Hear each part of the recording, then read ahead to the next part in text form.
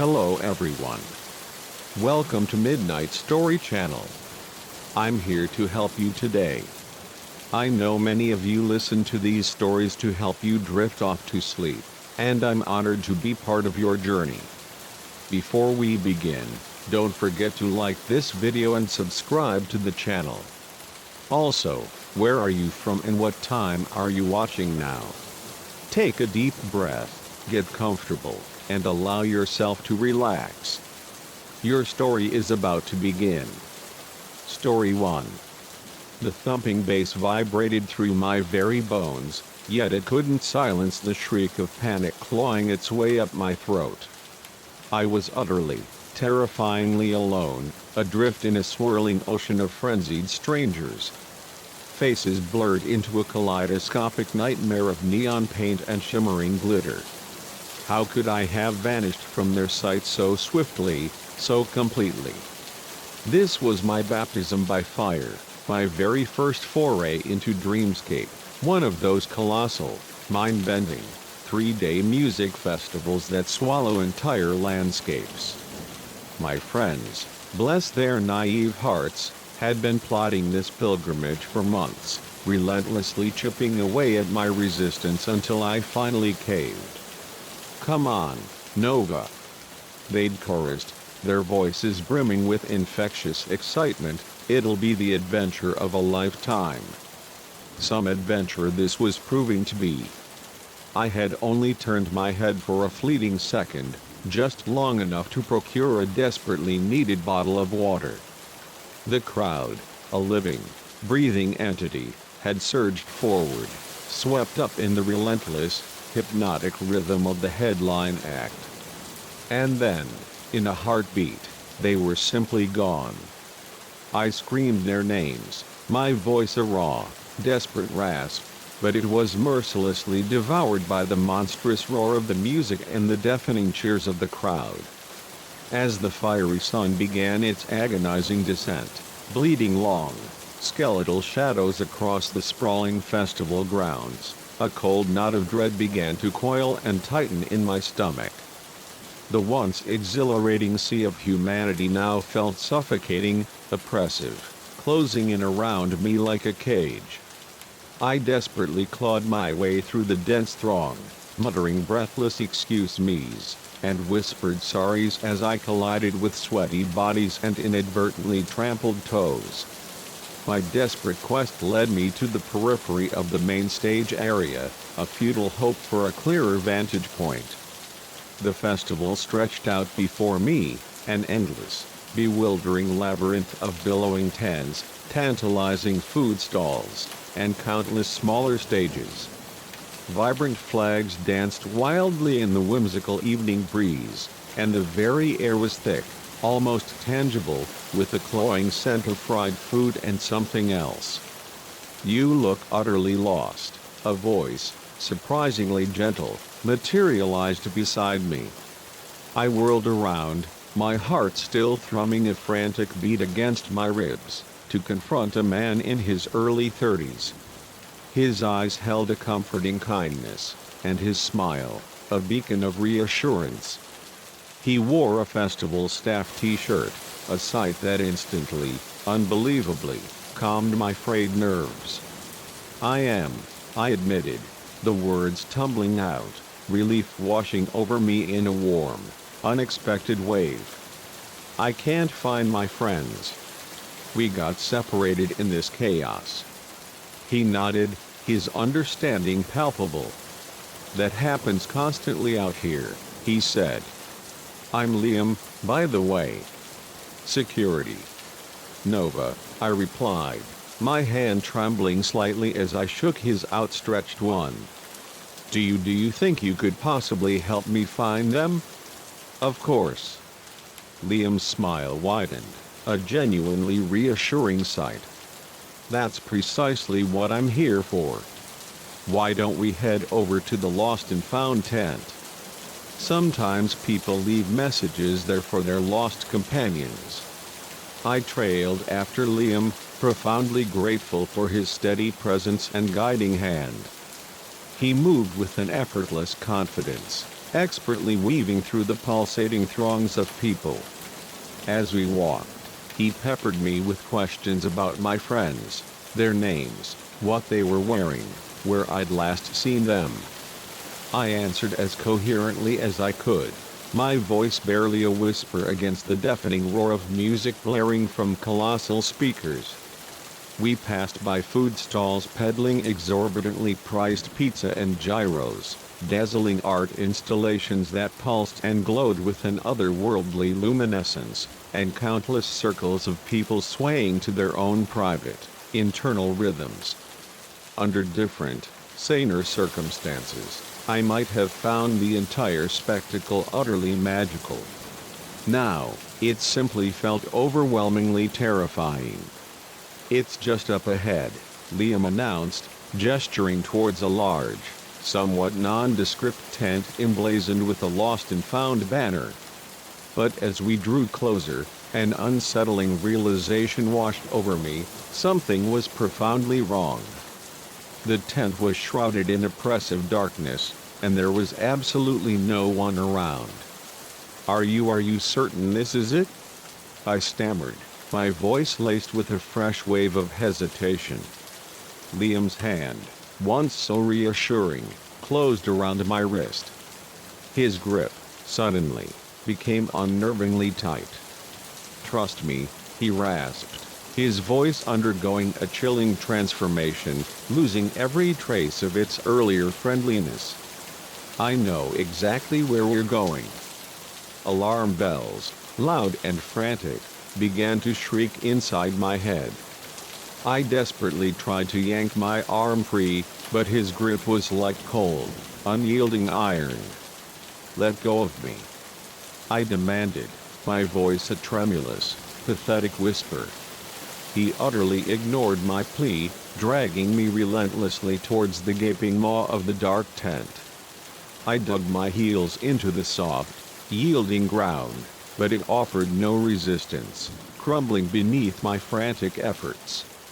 I opened my mouth, a desperate, primal scream building in my lungs, but before I could utter a sound, his other hand clamped down brutally over my mouth. He hissed, his foul breath hot against my ear.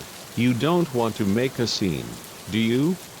My heart was thrashing against my ribs with such violent force, I truly believed it might burst clean out of my chest. I could see people nearby, just feet away, laughing and dancing, completely, blissfully oblivious to the horror unfolding. How could no one notice? Liam yanked me violently into the suffocating darkness of the tent, and the vibrant symphony of the festival instantly became a muffled, distant thrum. My eyes struggled, desperately, to adjust to the oppressive blackness. I could vaguely discern shapes, anonymous boxes stacked precariously against the walls, a table, a few overturned chairs. What do you want?" I asked, my voice barely a whisper, thin and reedy with terror. Liam's laugh was a cold, humorless sound that scraped against my soul. "Oh, Nova," he purred, "you really shouldn't be so trusting. A pretty girl like you, all alone at a big festival like this, you're lucky I found you first." The terrifying implications of his words sent a glacial chill plunging straight down my spine. I knew, with a horrifying certainty, that I had to escape. And fast. I stomped down hard on his foot, pouring every ounce of my weight and desperate energy into the blow. He yelped in sharp, agonizing pain, his iron grip loosening just enough for me to wrench my arm free. I spun around, my hand flying out in a wild, desperate slap, connecting sharply with his face. Liam staggered back, more stunned than genuinely hurt. I didn't wait, not for a single heartbeat, to witness his reaction. I bolted, a primal scream of terror echoing in my throat, for the tent entrance. But as I burst out, gasping for the chaotic, liberating air of the festival, I slammed headfirst into someone else. Strong hands immediately gripped my shoulders, steadying me in the dizzying aftermath. For a fleeting, terrifying moment, I feared it was an accomplice of Liam's. But then, I looked up, my vision still swimming, and saw the crisp, official security uniform. The walkie-talkie. The stern, yet unmistakably concerned, expression. "Whoa there!" The security guard boomed, his voice a welcome anchor in the swirling chaos. "Are you all right?" Words tumbled out of me in a frantic, incoherent rush. "Please. You have to help me. There's a man in there." He said he was security, but he's not. He tried to. My desperate plea was abruptly cut short as Liam emerged from the dark maw of the tent. His face was a mask of calm composure, yet I could see the raw, simmering fury blazing in his eyes. "There you are," he said smoothly, his voice sickeningly sweet. "I was worried when you ran off like that." The genuine security guard looked between us, confusion clouding his features. "What in the world is going on here?" Liam stepped forward, his body language deliberately relaxed, disarmingly open. "I am so terribly sorry about this," he began, his voice dripping with feigned concern. "My girlfriend here has just had a bit too much to drink. I was only trying to get her some water and a quiet place to sit down." I stared at him, utterly dumbfounded, pure disbelief rendering me speechless. "He's lying." I finally choked out, my voice still trembling. I don't even know him." The guard's hand instinctively went to his radio. "Sir," he said, his tone hardening, "can I please see some ID?" Liam's entire demeanor shifted in an instant, a terrifying, abrupt transformation. He shoved the guard with brutal force, sending him stumbling backward, then, with a burst of desperate speed, bolted, disappearing into the swirling, anonymous sea of people. "Stop him!" I shrieked, but he was already gone. The next few hours blurred into a hazy, nightmarish whirlwind.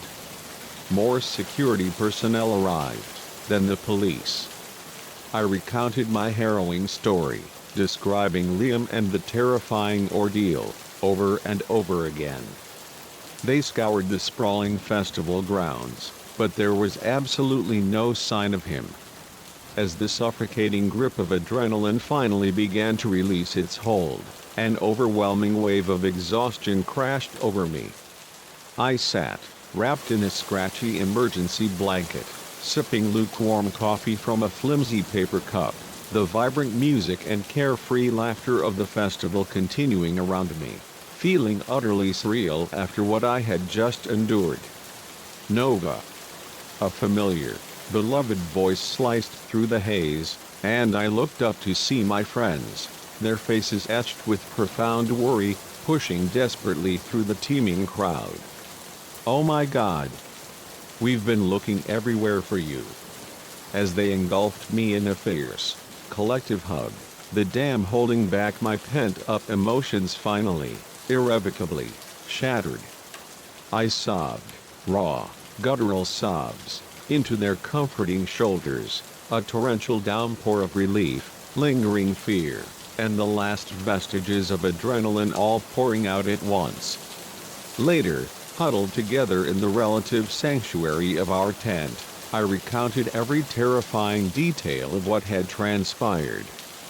My friends listened in horrified silence, clutching me close, showering me with reassurances that it was absolutely not my fault. "I can't believe we let you out of our sight," Sarah whispered, her voice thick with self-reproach. I shook my head, tears still clinging to my lashes. "It's not your fault. I'm just so incredibly glad you found me." We didn't sleep much that night. Every rustle outside the tent, every distant murmur, made me jump. and I kept imagining Liam's sinister face lurking in the shifting shadows. But surrounded by my steadfast friends, I felt truly safe for the first time in what felt like an eternity. As the glorious sun rose on the final, vibrant day of the festival, painting the vast sky in soft, ethereal pinks and oranges, I made a profound decision. I refused to let what had happened define my entire experience. Liam had tried to steal something precious from me, my trust, my fundamental sense of safety, but I absolutely refused to let him succeed. We emerged from our tent, blinking in the bright, unforgiving morning light. The festival was slowly, beautifully, waking up around us, early risers practicing yoga on the dewy grass, the intoxicating smell of coffee and sizzling bacon wafting tantalizingly from the food stalls. My friends looked at me, their expressions uncertain, unspoken questions hanging in the air. Are you sure you want to stay?" Tom asked, his voice gentle. "We can go home if you want." I took a deep, fortifying breath, gazing out over the festival grounds. In the harsh light of day, it looked entirely different, no longer the dark, threatening place it had become in my terrified mind. It was a vibrant tapestry of music and unbridled joy and profound human connection. "I'm sure," I said, surprising even myself with the newfound strength resonating in my voice. "But promise me one thing." "Anything," they chorused, a wave of relief washing over their faces. I managed a small, tentative smile. "Don't let me out of your sight again." As we walked, a united front, towards the main stage, the first, captivating notes of music filling the crisp morning air, I felt an immense weight lift from my shoulders. What had transpired with Liam would forever be a part of me, a brutal lesson learned in the hardest way imaginable. But it didn't have to be the whole story. I was so much more than what had almost happened to me. I was a survivor, a loyal friend, an ardent music lover. And right now, in this very moment, I was exactly where I yearned to be, surrounded by the people I trusted implicitly, ready to face whatever came next. The festival continued, and so did I. Story 2. The silence hit me first, a chilling, absolute void that swallowed every natural sound. In all my years as a social worker, a lifetime spent navigating the often cacophonous landscapes of human suffering, I had never, ever encountered a house so utterly, unnervingly quiet. The ancient farmhouse loomed before me, its weathered boards and peeling paint a stark, desolate contrast to the lush, vibrant green fields that surrounded it. Something was profoundly wrong. I could feel it, a cold, hard certainty settling deep in my bones. I'd been dreading this visit since the first sliver of dawn had painted the horizon. The Bradshaw family, their names synonymous with a grim history of domestic disturbances, were a particularly thorny case, and my colleague, who usually bore the weight of their volatile files, was, conveniently, out sick. "It's just a routine check-in," my supervisor's voice, blithely unconcerned, had echoed in my ear that morning. But as I stood on the creaking porch, my knuckles hovering mere inches from the imposing, unyielding door, I knew, with a certainty that made my stomach churn, that this was anything but routine. I knocked, the sound echoing ominously, swallowed instantly by the suffocating stillness. No response. I tried again, louder this time, a desperate attempt to puncture the oppressive quiet. Still nothing. The faint flutter of unease in my stomach mutated, twisting into a churning, icy knot of raw anxiety. "Hello?" I called out, my voice sounding weak and thin in the vast emptiness, pressing my ear against the cold wood of the door. Mr. Bradshaw. Mrs. Bradshaw. It's Sarah from Social Services. I'm here for our scheduled visit. Silence. Only the relentless, mocking silence. My hand, trembling ever so slightly, reached for the doorknob, half expecting it to be locked. To my profound surprise, it turned with disarming ease in my grasp. The door swung inward with a low, mournful groan, revealing a cavernous, darkened interior. "Hello?" I called again, my voice now laced with a tremor, stepping cautiously, tentatively, over the threshold. "Is anyone home?" The living room was an absolute disaster, a tableau of violent chaos. Furniture lay overturned, like giants had played a cruel game. Picture frames lay shattered on the floor, their broken glass glinting menacingly. And then there were the dark, ominous stains on the carpet, stains that made my breath catch in my throat, a suffocating gasp of horror. My eyes darted frantically around the room, desperately trying to process this scene of utter devastation. A lamp lay broken near the couch, its cord stretched taut and pathetic across the floor. A vase of wilted, neglected flowers had spilled its contents across the coffee table, water dripping steadily, relentlessly, onto an open, fragile book beneath. My hand shook uncontrollably as I fumbled for my phone, instinctively reaching to call the police. But a soft, almost imperceptible sound from upstairs pierced the oppressive stillness, making me pause, my blood running cold. It was so faint, so fragile, I almost missed it, a whimper, barely audible over the frantic, deafening pounding of my own terrified heart. Every primal instinct screamed at me to flee, to get out, to call for backup immediately. But if someone was hurt up there, waiting, desperate for help, I swallowed hard, a dry, painful lump in my throat, and forced myself to move, my feet heavy as lead, towards the stairs. Each step groaned under my reluctant weight, a mournful lament in the silence. "Hello?" I called again, my voice now a fragile tremor, betraying the terror coiling within. "Is someone there? I'm here to help." Another whimper. Louder this time. It was coming from behind a closed door at the very end of the upstairs hallway. I approached slowly, painstakingly, my hand outstretched towards the cold doorknob. "I'm going to open the door," I announced, trying desperately to keep my voice calm, steady, authoritative. "I'm not here to hurt you. I just want to make sure you're okay." I turned the knob, my fingers numb, and pushed the door open, revealing a small, desolate bedroom.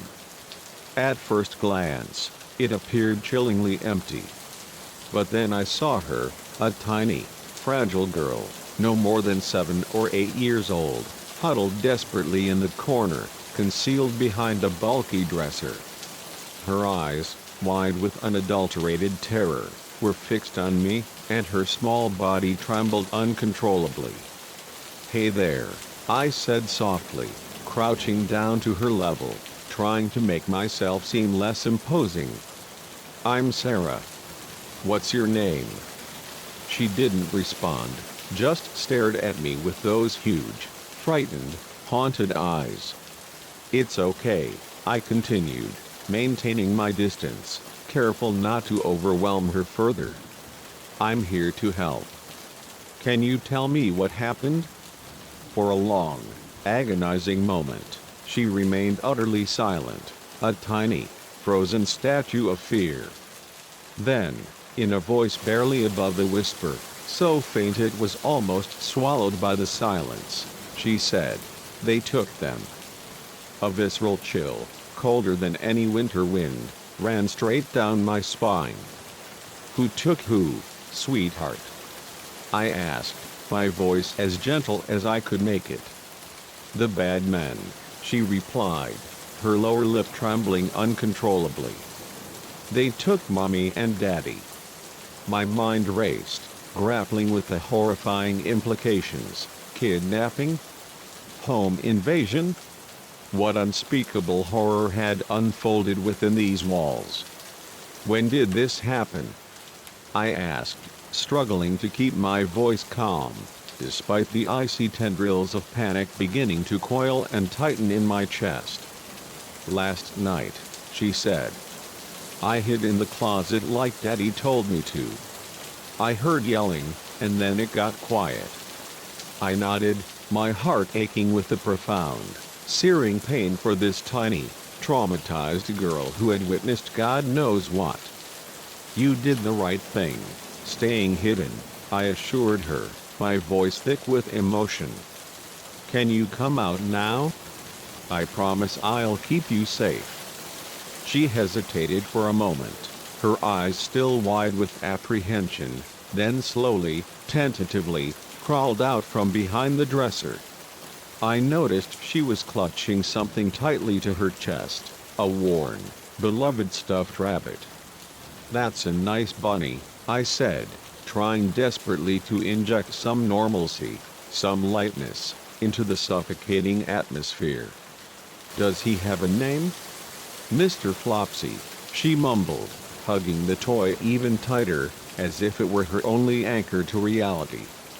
Well, Mr. Flopsy looks like a very good friend, I said, offering her a gentle, hopeful smile. I bet he's been keeping you company, huh? She nodded, a ghost of a smile, fragile and fleeting, flickering across her pale face. What's your name, sweetie? I asked. Emily, she replied softly. It's nice to meet you, Emily, I said. I know you're scared, but I'm going to do everything I can to help you and find your parents, okay? She nodded again, her eyes suddenly brimming with fresh tears. I knew, with a desperate urgency, that I needed to get her out of this house, away from this palpable horror, and somewhere safe. But I also needed to preserve any potential evidence for the police. It was a delicate, terrifying balance. Emily, I explained gently, we need to leave now. Is there anything you want to bring with you besides Mr. Flopsy, of course? She shook her head, clutching the stuffed animal even tighter, her small hands white-knuckled. Okay, that's fine, I assured her. We'll come back for your things later. Can you be really brave for me and close your eyes while we go downstairs? I'm going to carry you. Emily nodded, squeezing her eyes shut with a childlike trust that tore at my heart, burying her face deep in Mr. Flopsy's comforting fur. I scooped her up, my heart aching with the profound tenderness at how feather-light she felt in my arms. As I carried her downstairs, my gaze deliberately averted, I tried not to look too closely at the myriad signs of struggle that littered our path. I didn't want to risk Emily seeing anything more that might traumatize her fragile psyche further. Once outside, I hurried to my car, settling Emily gently into the back seat. You can open your eyes now, sweetie, I said, my voice thick with relief as I buckled her in. You're safe. As soon as she was securely fastened, I stepped away from the car, my hands shaking uncontrollably, and dialed 911. My voice, though trembling, relayed the horrifying details of what I had found to the dispatcher. They assured me that police and child protective services were already en route, their sirens wailing in the distance. While we waited, I tried desperately to keep Emily calm and distracted. So, tell me about Mr. Flopsy, I prompted, forcing a cheerful tone. How long have you had him? Emily hugged the rabbit even closer to her small chest. Since I was a baby, she said, her voice soft. Mommy gave him to me. He looks like he gives great hugs, I said with a genuine smile. I bet he's really good at keeping secrets too, huh? Emily nodded solemnly, her eyes wide. He knows everything. I leaned in, conspiratorially. Do you think Mr. Flopsy might know anything about what happened last night?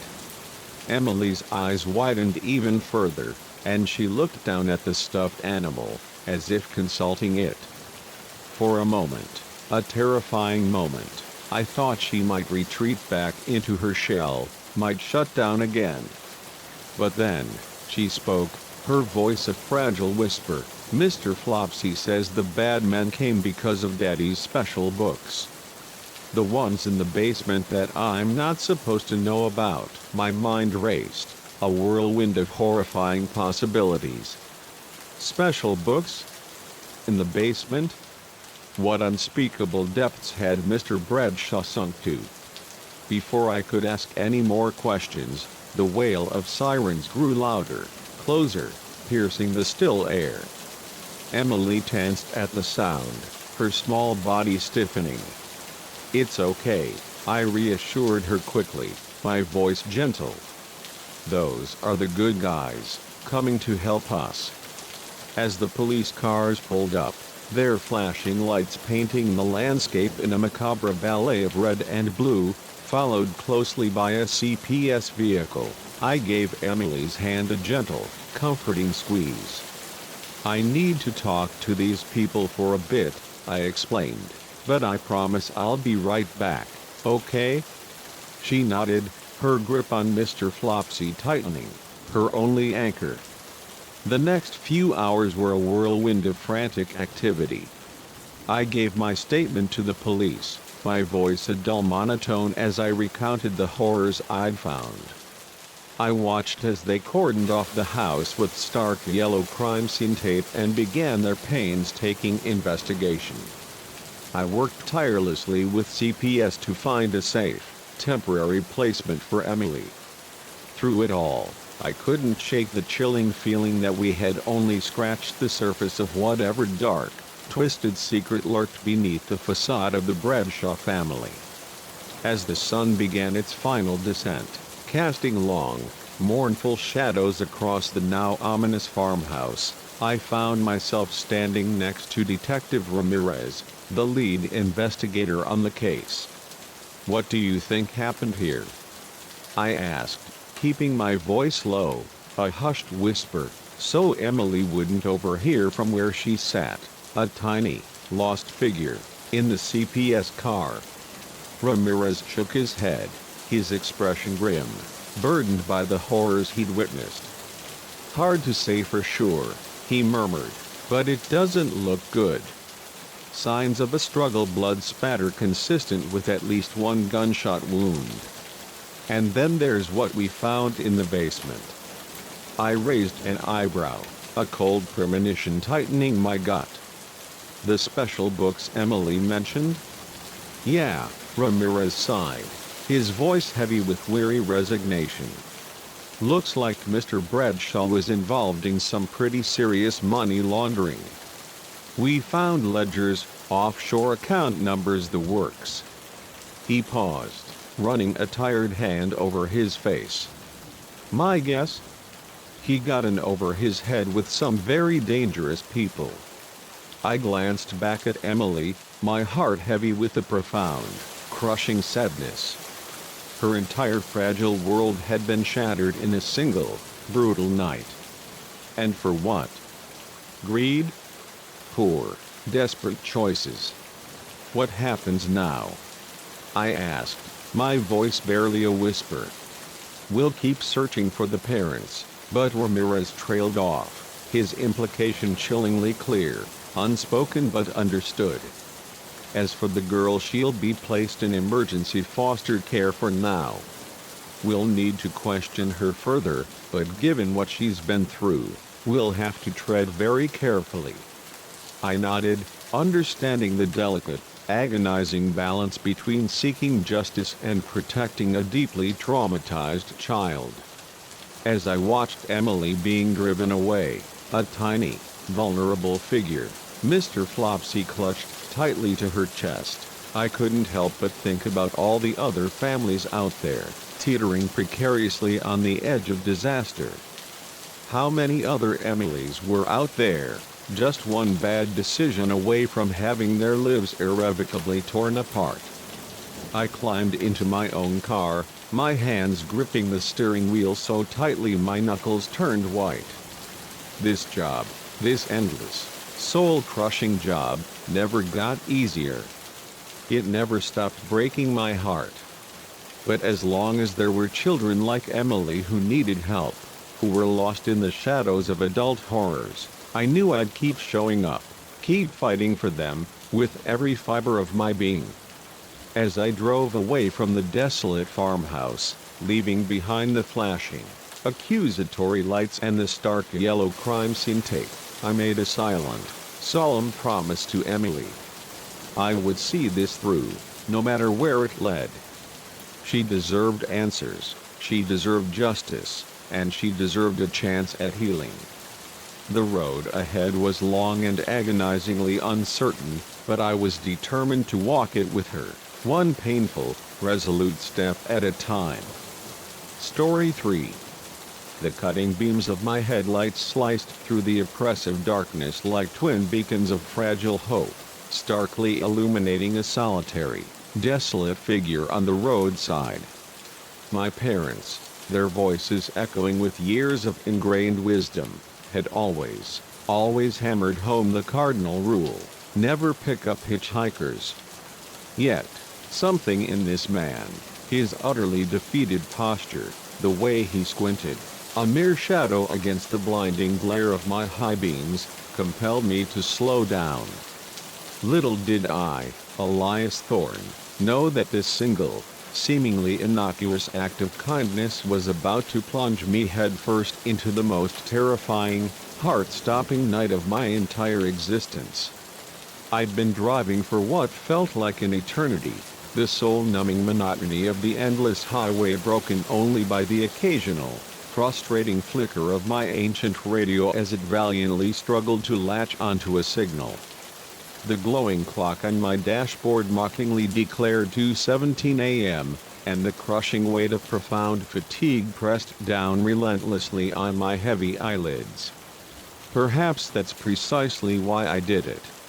Why I instinctively, against all better judgment, pulled over when I saw him.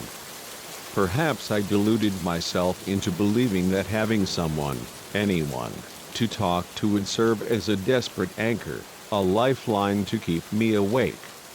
As I gently eased my trusty, albeit aging, sedan onto the shoulder, the coarse gravel crunching loudly, protestingly, beneath my tires, I managed to get a better, albeit still shadowy, look at the man. He was tall, unsettlingly lanky, with a scraggly, unkempt beard and clothes that had clearly endured far better days. A voluminous, overstuffed backpack sagged from one bony shoulder, and he held out his thumb with an air of profound, desperate resignation. I reluctantly rolled down my passenger window, and the crisp, cool night air rushed in, a sharp, bracing slap against my face. "Where are you headed?" I called out, my voice a tentative question. He jogged over, a sudden, almost beatific smile of pure relief spreading across his grimy face. "Just down the road a ways," he rasped, his voice a gravelly, hoarse murmur. "Maybe the next town over, if you're going that far." I hesitated for a long, agonizing moment, the stern, cautionary voices of my parents echoing with chilling clarity in my head. But the guy, despite his unkempt appearance, looked harmless enough, seemed almost vulnerable. And this was such an achingly desolate, forgotten stretch of road. What kind of heartless individual would I be if I simply abandoned him out here? "Hop in," I heard myself say, the words escaping before I could reconsider, as I reached over and unlocked the doors. He tossed his backpack, with a surprisingly heavy thud, into the back seat, then squeezed himself into the passenger seat, instantly filling the confined space of my car with the heavy, musty scent of unwashed clothes and stale cigarette smoke. "Thanks, man," he mumbled, fumbling awkwardly with the seatbelt buckle. "You're a lifesaver." I carefully pulled back onto the highway, the silence between us stretching out, thick and uncomfortably oppressive. "I'm Elias," I offered, glancing over at him, trying to inject some normalcy into the tense atmosphere. "Kane," he replied, his gaze fixed rigidly straight ahead, avoiding my eyes. We drove in an almost deafening silence for a few endless miles, the only sounds the monotonous hum of the engine and the rhythmic, almost hypnotic thump of tires on the asphalt. I was just beginning to question my impulsive decision, a gnawing regret taking root, when Kane finally spoke, his voice breaking the oppressive quiet. "So, what brings you out this way so late?" he asked, his tone oddly flat. "Just heading home from a business trip," I replied, my answer succinct. "You?" Kane merely shrugged, a dismissive, almost evasive gesture. "Just trying to get where I'm going." There was something undeniably evasive about his answer, a subtle shift in his demeanor that immediately set my nerves on edge. I tried desperately to shake it off, reminding myself that not everyone felt compelled to spill their life story to a complete stranger. "Where's home for you?" I persisted, trying, perhaps foolishly, to keep the fragile conversation alive. "Nowhere special," Kane grunted, then abruptly, jarringly, changed the subject. "Mind if I smoke?" I shook my head, my jaw tightening. "Sorry, no smoking in the car." Kane grunted again in response, shifting restlessly in his seat. From the very corner of my eye, I saw him slowly, deliberately, reach into his pocket. My grip tightened almost convulsively on the steering wheel, a sharp jolt of pure adrenaline shooting through my veins. But he merely pulled out a crumpled pack of gum, popping a piece into his mouth with an audible snap. I exhaled, a long, shaky breath of relief, chuckling inwardly at my own ridiculous paranoia. We drove on, the miles ticking by in an uneasy, relative silence. I was just beginning to convince myself that I had completely misjudged the situation, that my fears were baseless, when I noticed a subtle, yet profound, shift in Kane's behavior. He began fidgeting incessantly, his knee bouncing up and down with nervous energy. He constantly, almost compulsively, checked the side mirrors, then glanced anxiously over his shoulder at the empty, desolate road behind us. He kept running a greasy hand through his unkempt hair, a clear sign of agitation. "Everything okay?" I asked, forcing my voice to remain as casual, as unconcerned, as possible. "Yeah, fine," he muttered, but his tone was anything but convincing, laced with a raw, undeniable tension. That's when I saw them, the flashing, ominous red and blue lights materializing in my rear-view mirror. A police cruiser. Approaching fast, its siren a mournful, piercing wail that ripped through the night. Without a second thought, acting purely on instinct, I began to pull over. "What are you doing?" Kane snapped, his voice suddenly sharp, dangerously aggressive, completely devoid of its earlier nonchalance. "Pulling over for the cop," I said, utterly bewildered by his sudden, violent reaction. "No!" he shouted, a guttural roar, lunging across the center console with frightening speed and grabbing the steering wheel. "Keep driving." The car swerved violently, an uncontrolled, terrifying lurch, and I fought desperately to regain control, my knuckles white against the wheel. "What the hell, man?" I yelled, shoving him back into his seat with all my strength. But Kane was utterly beyond reason, lost in a maelstrom of panic and desperation. In one fluid, terrifying motion, he reached inside his jacket and pulled out a gun, its cold, dark barrel glinting menacingly in the dashboard light, pointing it directly at my head. I said, "Keep driving." He growled, his earlier affable demeanor completely, terrifyingly gone, replaced by a ruthless, unhinged menace. My blood ran cold, a glacial river through my veins, and I felt a wave of nausea, convinced I might vomit. With shaking, numb hands, I pressed down on the accelerator, the speedometer needle climbing rapidly, unstoppably. "Kane, come on," I pleaded, desperately trying to keep my voice steady, betraying none of the absolute terror that gripped me. "Whatever's going on, we can figure this out. Just put the gun down." He laughed then, a harsh, humorless sound that echoed chillingly in the confined space. "Shut up and drive. Take the next exit." The police car was closing in, its siren an increasingly piercing shriek, cutting through the night. I could see even more flashing lights joining it in the distance, a growing constellation of doom. Whatever Kane had done, it was clearly serious. As we rapidly approached the exit, a terrifying, irreversible truth settled in. I had to make a decision. If I veered off the highway, into the unknown, who knew where Kane would force me to go, or what unspeakable horrors he would inflict upon me. But if I remained on this road, trapped in the crosshairs of the converging police cars, there was a chillingly high chance that things would escalate, violently, irrevocably. Time seemed to stretch, to crawl, as we neared the exit ramp. Kane was shouting something, his voice a frantic, incoherent roar, but his words were drowned out by the thunderous rush of blood in my ears. In that fleeting, agonizing moment, I made my choice. Instead of taking the exit, instead of surrendering to his demands, I slammed down hard on the brakes and yanked the steering wheel violently to the right. The car spun, a wild, uncontrolled pirouette, tires screeching in a tortured scream against the asphalt.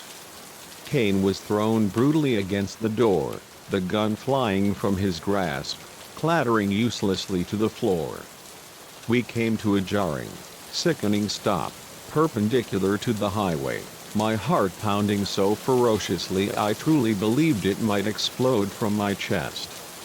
Before Kane could even begin to recover, before he could process what had just happened, I unbuckled my seat belt in a single, fluid motion and flung myself, desperately, violently, out of the car, stumbling wildly onto the cold, unforgiving asphalt.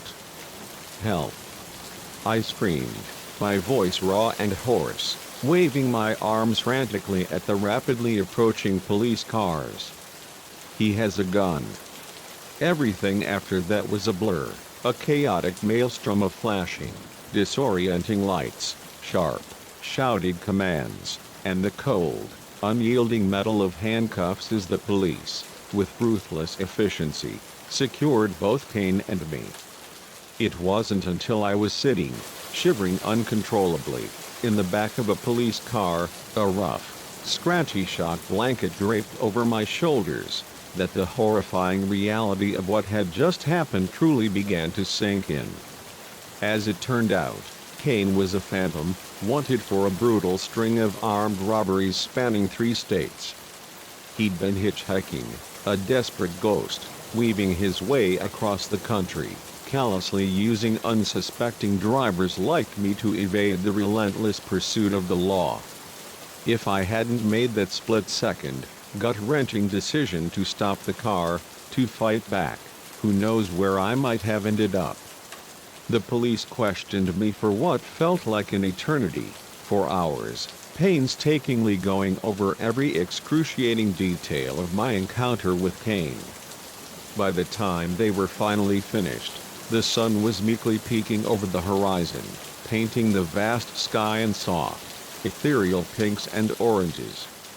It was beautiful, in a surreal, almost mocking sort of way. An officer, his face etched with fatigue, drove me to retrieve my car, which had been unceremoniously towed to a nearby impound lot. As I slid into the driver's seat, a powerful, overwhelming wave of raw emotion crashed over me: profound relief, lingering fear, searing anger, overwhelming gratitude. My hands trembled violently as I gripped the steering wheel, the chilling memory of Kane's gun, its cold barrel pressed against my temple, still searingly fresh in my mind. I sat there for a long, interminable time, utterly unable to bring myself to start the engine. The terrifying events of the night replayed on an endless, nightmarish loop in my head. How could I have been so utterly stupid? So painfully naive? I had always prided myself on being a keen judge of character, on trusting my instincts.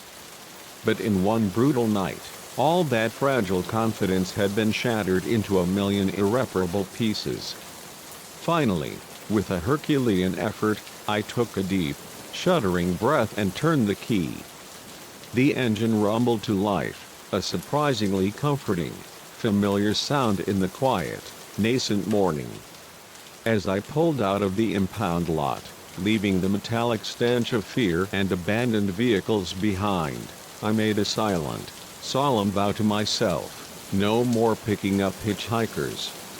Not ever. No matter how harmless, how desperate they might seem. No more putting blind, naive trust in complete strangers. The open road stretched out before me, deceptively empty and inviting. But as I merged onto the highway, I couldn't shake the unsettling feeling that something fundamental within me had irrevocably changed. The world, once a place of boundless possibility, suddenly seemed darker, infinitely more dangerous. Every car that passed felt like a potential threat, every roadside rest stop a possible ambush. I drove straight through the day, stopping only for the barest necessities: gas, a bitter cup of coffee. By the time I pulled into my driveway, the sun was setting again, a tired, weary echo of its morning glory. I'd been awake for over 36 hours, yet sleep felt utterly impossible. As I unlocked my front door, I was struck by how heartbreakingly normal everything looked: my house, my familiar neighborhood. It was all exactly as I'd left it. But I, Elias Thorne, was not the same person who had departed on that business trip just a few short days ago.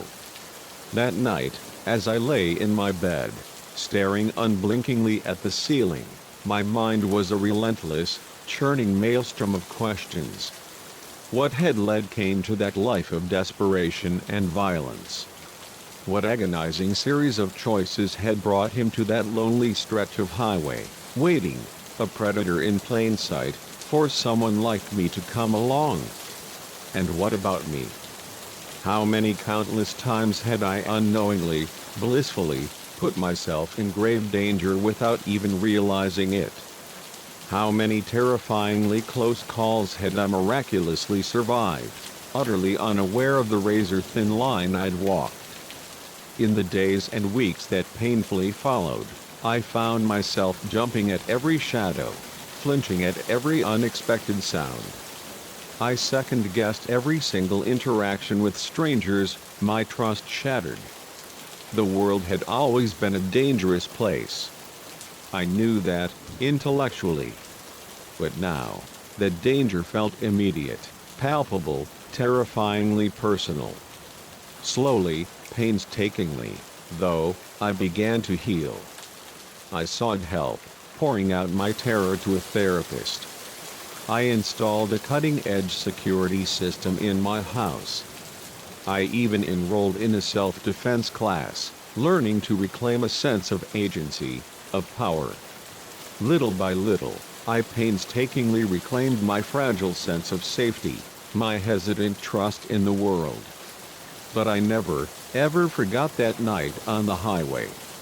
Every single time I pass a hitchhiker now, I feel a sharp, uncomfortable pang of guilt as I drive by.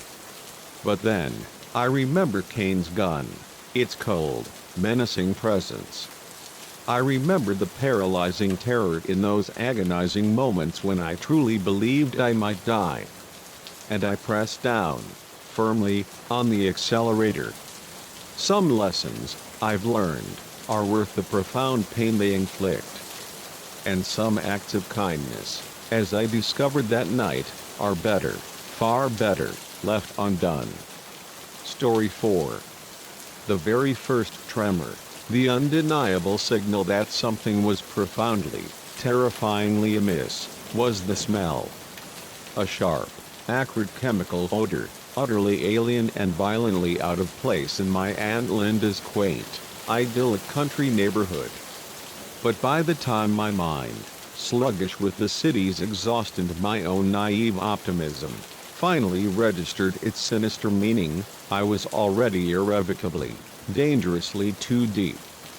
I had, with a sigh of weary contentment, agreed to house sit for Aunt Linda while she sojourned with her sister in sun-drenched Florida. It had seemed like an absolute dream gig, 2 blissful weeks cocooned in a cozy, rustic farmhouse, surrounded by endless, rolling fields and precious little else. A perfect, much-needed sanctuary, a glorious escape from the suffocating confines of my cramped city apartment and the relentless, soul-crushing pressure of my high-stress job. I had envisioned sun-drenched, lazy days lost in the pages of a captivating book on the porch swing, perhaps even indulging in a whimsical attempt at gardening. What I inherited instead was a front row, horrifying seat to a full-blown nightmare. The house next door, a dilapidated, sorrowful old farmhouse, had always stood empty, a ghost of a building, as far as my aunt had ever mentioned. She dismissed it as abandoned for years. So, when I glimpsed faint, flickering lights illuminating its dark windows on my second night, a prickle of curiosity, rather than alarm, stirred within me. Perhaps, I mused, someone had finally mustered the courage, or the capital, to purchase the forlorn place. I was contentedly humming, stirring a simmering pasta sauce in the kitchen, when the smell first, subtly, insinuated itself into the air. It was faint at first, a mere phantom, barely discernible beneath the rich, comforting aroma of my dinner. But as the languid evening slowly bled into night, it grew, intensifying with a chilling persistence. Acrid. Chemical. By the time I finally stumbled, exhausted, into bed, my eyes were watering uncontrollably, and my throat felt raw, scratchy, constricted. I jolted awake in the suffocating darkness of the middle of the night, consumed by a hacking cough. The smell. It had permeated every fiber of the house, a noxious, pervasive blanket. Groggy and disoriented, my limbs heavy with sleep, I stumbled blindly to the window and peered out. That's when I saw them, shadowy, indistinct figures moving with unsettling purpose around the neighboring house.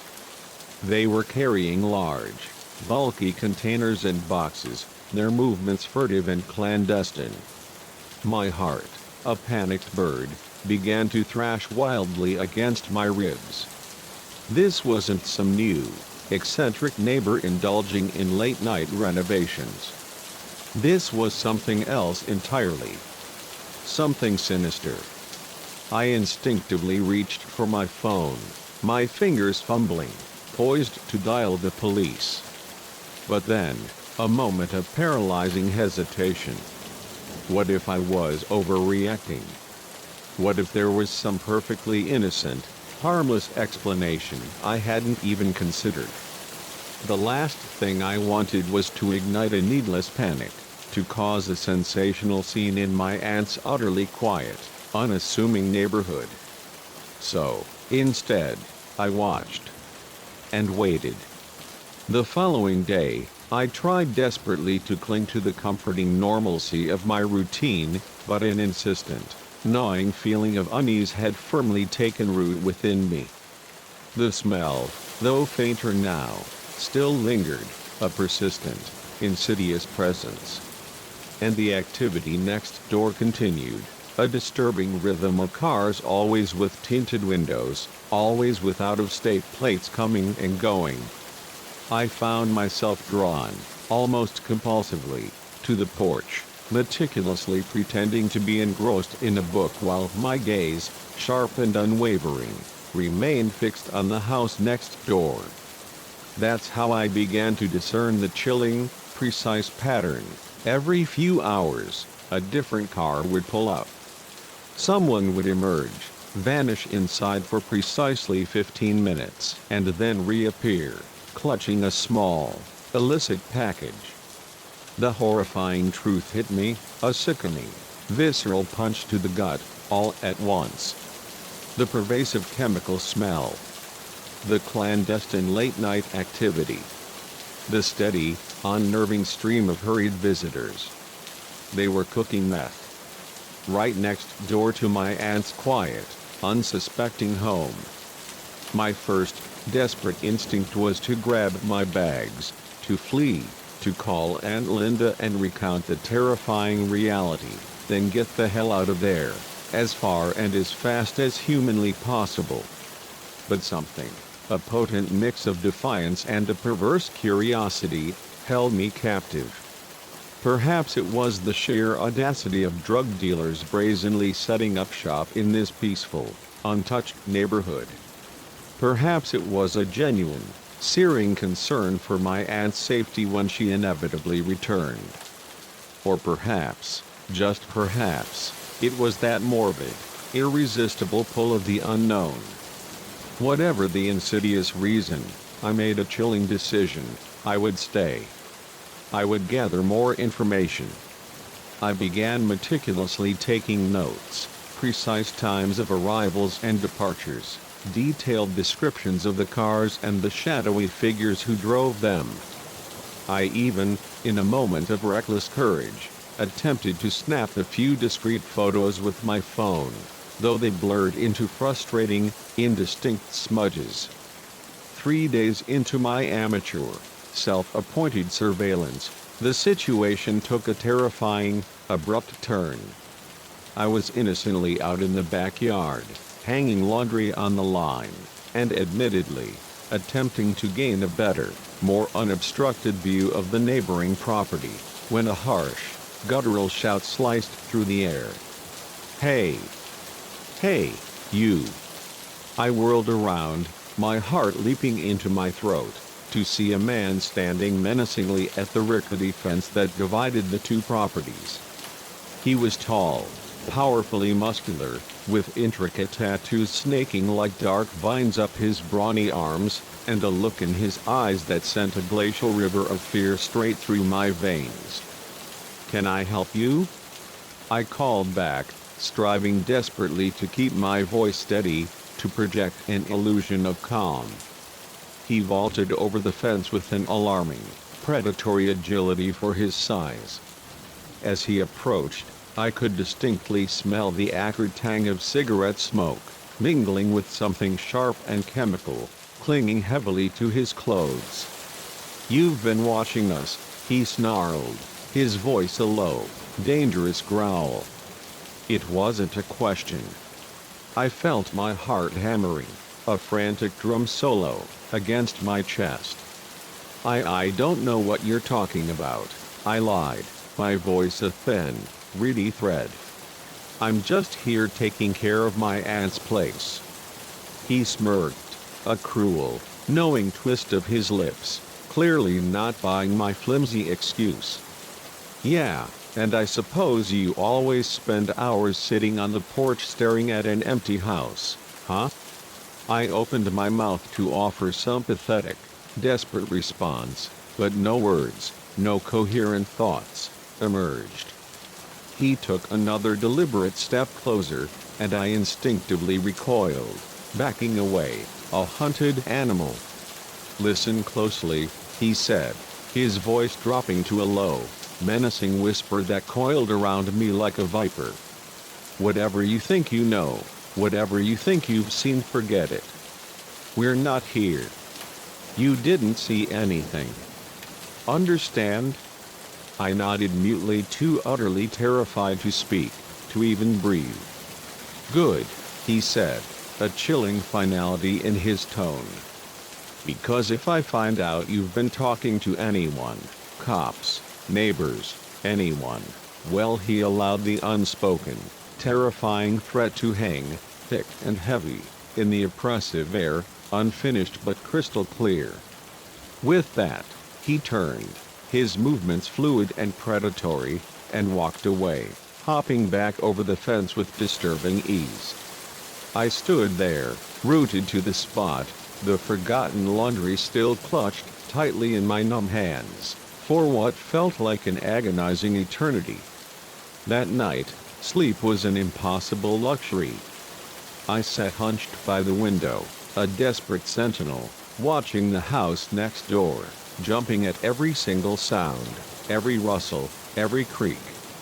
The chemical smell seemed stronger than ever, a noxious assault, burning my nostrils and pounding relentlessly in my head. I knew, with every fiber of my being, that I should leave. Call the police from the safety of a distant town, let them handle this lethal mess. But something, a stubborn, irrational belief that I could somehow handle this on my own, kept me rooted to the spot.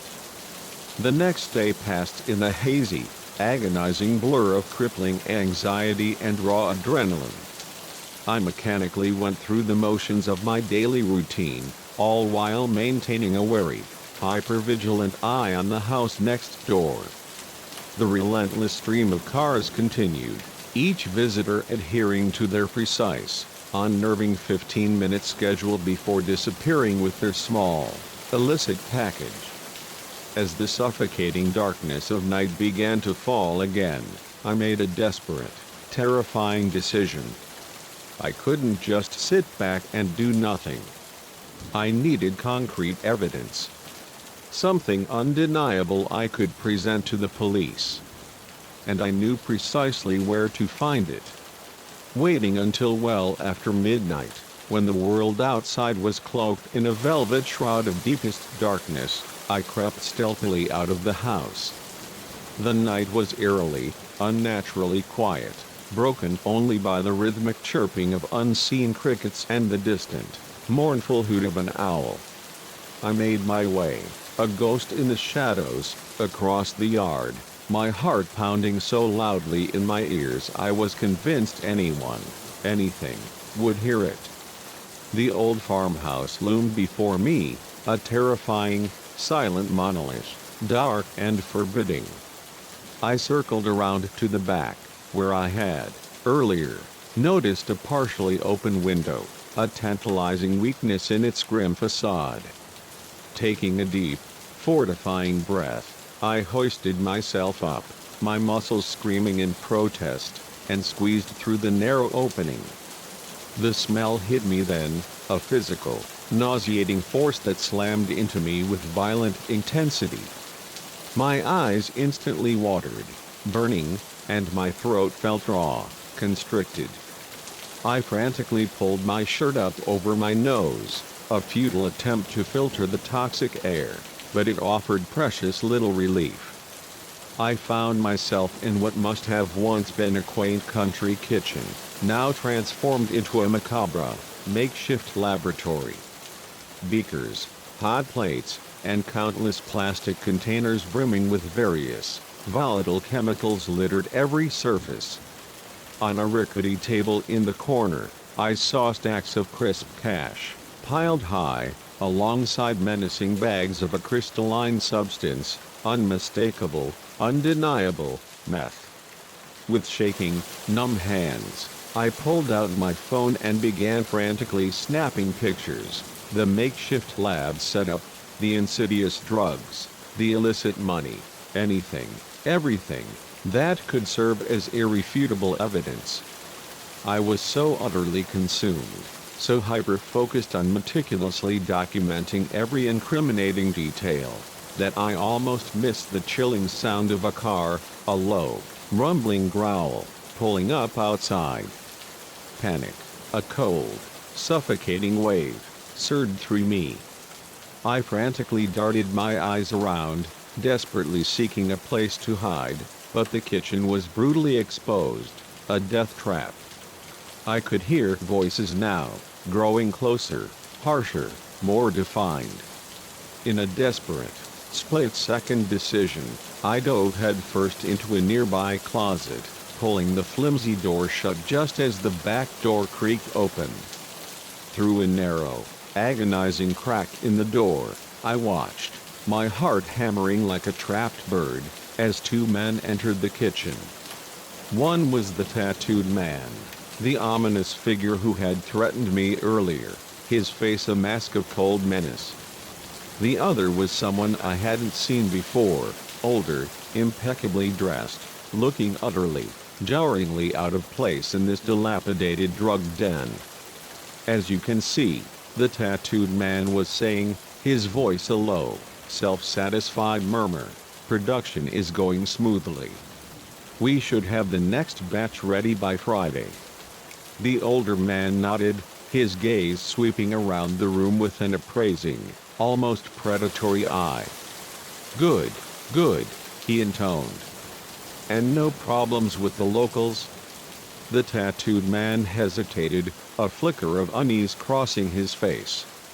"Well, there is one small issue. The woman next door. She's been watching the place." I warned her off, but the older man's expression hardened, twisting into a grim mask of ruthless resolve. "But nothing. We can't afford any loose ends. Take care of it." My blood ran instantly, glacially cold. They were talking about killing me. The tattooed man nodded, a silent, chilling acceptance. "Consider it done." They continued their chilling conversation, discussing distribution plans, profit margins, the brutal mechanics of their illicit enterprise. But I barely registered their words. My mind was a whirlwind, racing, trying desperately to formulate a plan, any plan, to escape this nightmare alive.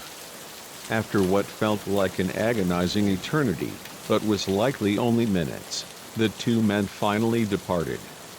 I waited, listening intently, every nerve ending screaming, for any faint sign that they might return, before finally, cautiously, emerging from the suffocating confines of the closet. My legs were shaking so violently I could barely stand, let alone walk, but somehow, driven by a primal need for survival, I made it back to the window. As I climbed out, my body screaming in protest, a harsh shout ripped through the air behind me. I didn't look back. I just ran. I ran faster than I ever had in my life, a desperate, gasping flight across the yard and back into the fleeting sanctuary of my aunt's house.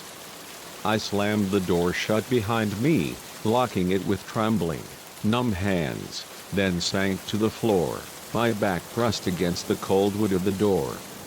And finally, blessedly, I allowed the raw, racking tears to come. When I could finally, agonizingly, breathe again, I pulled out my phone, my fingers hovering, trembling, over the keypad for a long moment before I finally dialed 911. Emergency services. What's your emergency?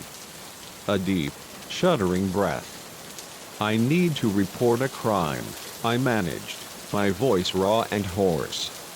A big one.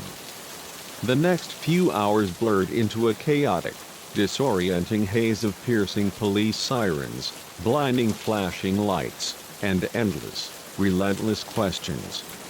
I watched, a detached, disbelieving observer, from the window as the quiet country night erupted into a maelstrom of activity. Police cars swarmed the neighboring property, their lights painting the darkness. Officers in tactical gear, grim and determined, stormed the house. As dawn broke, a weary officer, his face etched with fatigue but also of quiet satisfaction, approached me. "You did good," he told me, his voice genuinely commendatory. "We've been trying to crack this operation for months. Your evidence was the break we needed." I nodded, too utterly exhausted to feel much of anything beyond a dull, persistent ache. "We'll need you to come down to the station later to make a formal statement," he continued, his tone turning more serious. "And you might want to find somewhere else to stay for a while. Just to be safe." I knew he was right. Even with the main players brutally in custody, there was no ironclad guarantee that every single individual involved had been caught. I was, undeniably, a loose end. And loose ends, in situations like this, had a terrifying, permanent way of being tied up. As I packed my bags, my movements stiff and mechanical, I couldn't help but let out a bitter, humorless laugh at the cruel irony. I had come here yearning for a peaceful, tranquil escape from my chaotic, demanding life. Instead, I had stumbled, blindly, directly into the biggest adventure, and the gravest danger, I had ever faced. I took one last, lingering look around the quaint, unassuming farmhouse, now forever scarred, irrevocably changed in my eyes. The acrid, chemical smell still lingered faintly in the air, a persistent, chilling reminder of how swiftly, how violently, the fragile illusion of safety can be shattered. As I drove away, leaving behind the flashing, accusatory lights and the stark yellow crime scene tape, a profound realization settled deep within me: life doesn't always, mercifully, give you what you expect. Sometimes, it brutally, unexpectedly, throws you headfirst into the deep end, forcing you to either sink, or, with every fiber of your being, desperately swim. And sometimes, the most astonishing revelation of all, you surprise yourself with just how powerfully, how instinctively, you can swim when your very existence depends on it. I may not have gotten the relaxing, restorative vacation I had so desperately hoped for, but I had gained something infinitely more valuable, a visceral, undeniable reminder of my own raw, untapped strength. And the chilling, yet empowering, knowledge that even in the darkest, most terrifying situations, there is always, a choice to do the right thing. The open road stretched out before me, full of untold possibilities, and for the first time in what felt like an eternity, I felt like I could truly, deeply, breathe again. Story 5. The splintering crack of wood, a violent, guttural sound, ripped me from the fragile clutches of sleep. For a terrifying, fleeting second, my mind, still clouded by dreams, tried to dismiss it as a phantom echo. Then, the voices. Gruff. Urgent. And definitively, chillingly, not belonging to my wife. That's when the horrifying realization slammed into me: our romantic, secluded getaway, our long-awaited escape, had just violently transmuted into a full-blown nightmare. Sarah and I, Elias, had meticulously, lovingly, orchestrated this trip for months. A blissful, uninterrupted week in the secluded cabin, nestled deep within the whispering woods, just the two of us.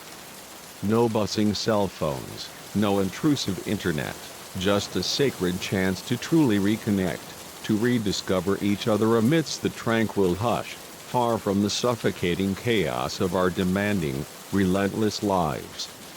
We had scoured countless online listings, finally unearthing what seemed like the perfect sanctuary, a cozy, rustic haven tucked away miles from the nearest town, a picturesque postcard come to life. We arrived late that Friday afternoon, the sun, a weary ember, already dipping below the jagged silhouette of the tree line. The cabin was everything our hopeful hearts had yearned for, rustic, yes, but imbued with an undeniable comfort, boasting a magnificent stone fireplace that beckoned with warmth and windows that offered an unbroken panorama of nothing but ancient, whispering forest. As we unpacked our meager belongings, I remember thinking, with a profound sigh of contentment, how utterly peaceful it was. The only sounds that dared to disturb the profound serenity were the melodious trill of unseen bird song and the gentle, almost spiritual whisper of wind sighing through the towering pines. We spent that first idyllic evening exploring the winding trails that snaked around the cabin, our hands instinctively intertwined, like giddy, carefree teenagers. As night finally unfurled its velvet cloak, we curled up by the crackling fire, a bottle of rich, red wine between us, talking and laughing with a joyous abandon we hadn't known in years. It felt, in those blissful hours, as though we were the sole two souls left in the entire world. If only that blissful illusion had been true. The brutal intrusion shattered our peace on our second night. We had retired early, utterly drained by a day of exhilarating hiking. I can't pinpoint the precise moment the jarring noise ripped me from my slumber, sometime after midnight, I think. At first, my groggy mind tried to rationalize it, perhaps a heavy branch, torn by the unseen wind, had crashed onto the roof. But then, the voices. Low. Urgent. Whispering. And a glacial river of dread, cold and absolute, began to course through my veins. "Check the bedroom," someone whispered, the chilling command barely audible, "and be quiet about it." I nudged Sarah awake, a desperate, silent plea for silence, pressing a frantic finger to my trembling lips. Her eyes, wide with sudden, unadulterated fear, dilated in the profound darkness as she too heard the distinct, heavy footsteps approaching our very room.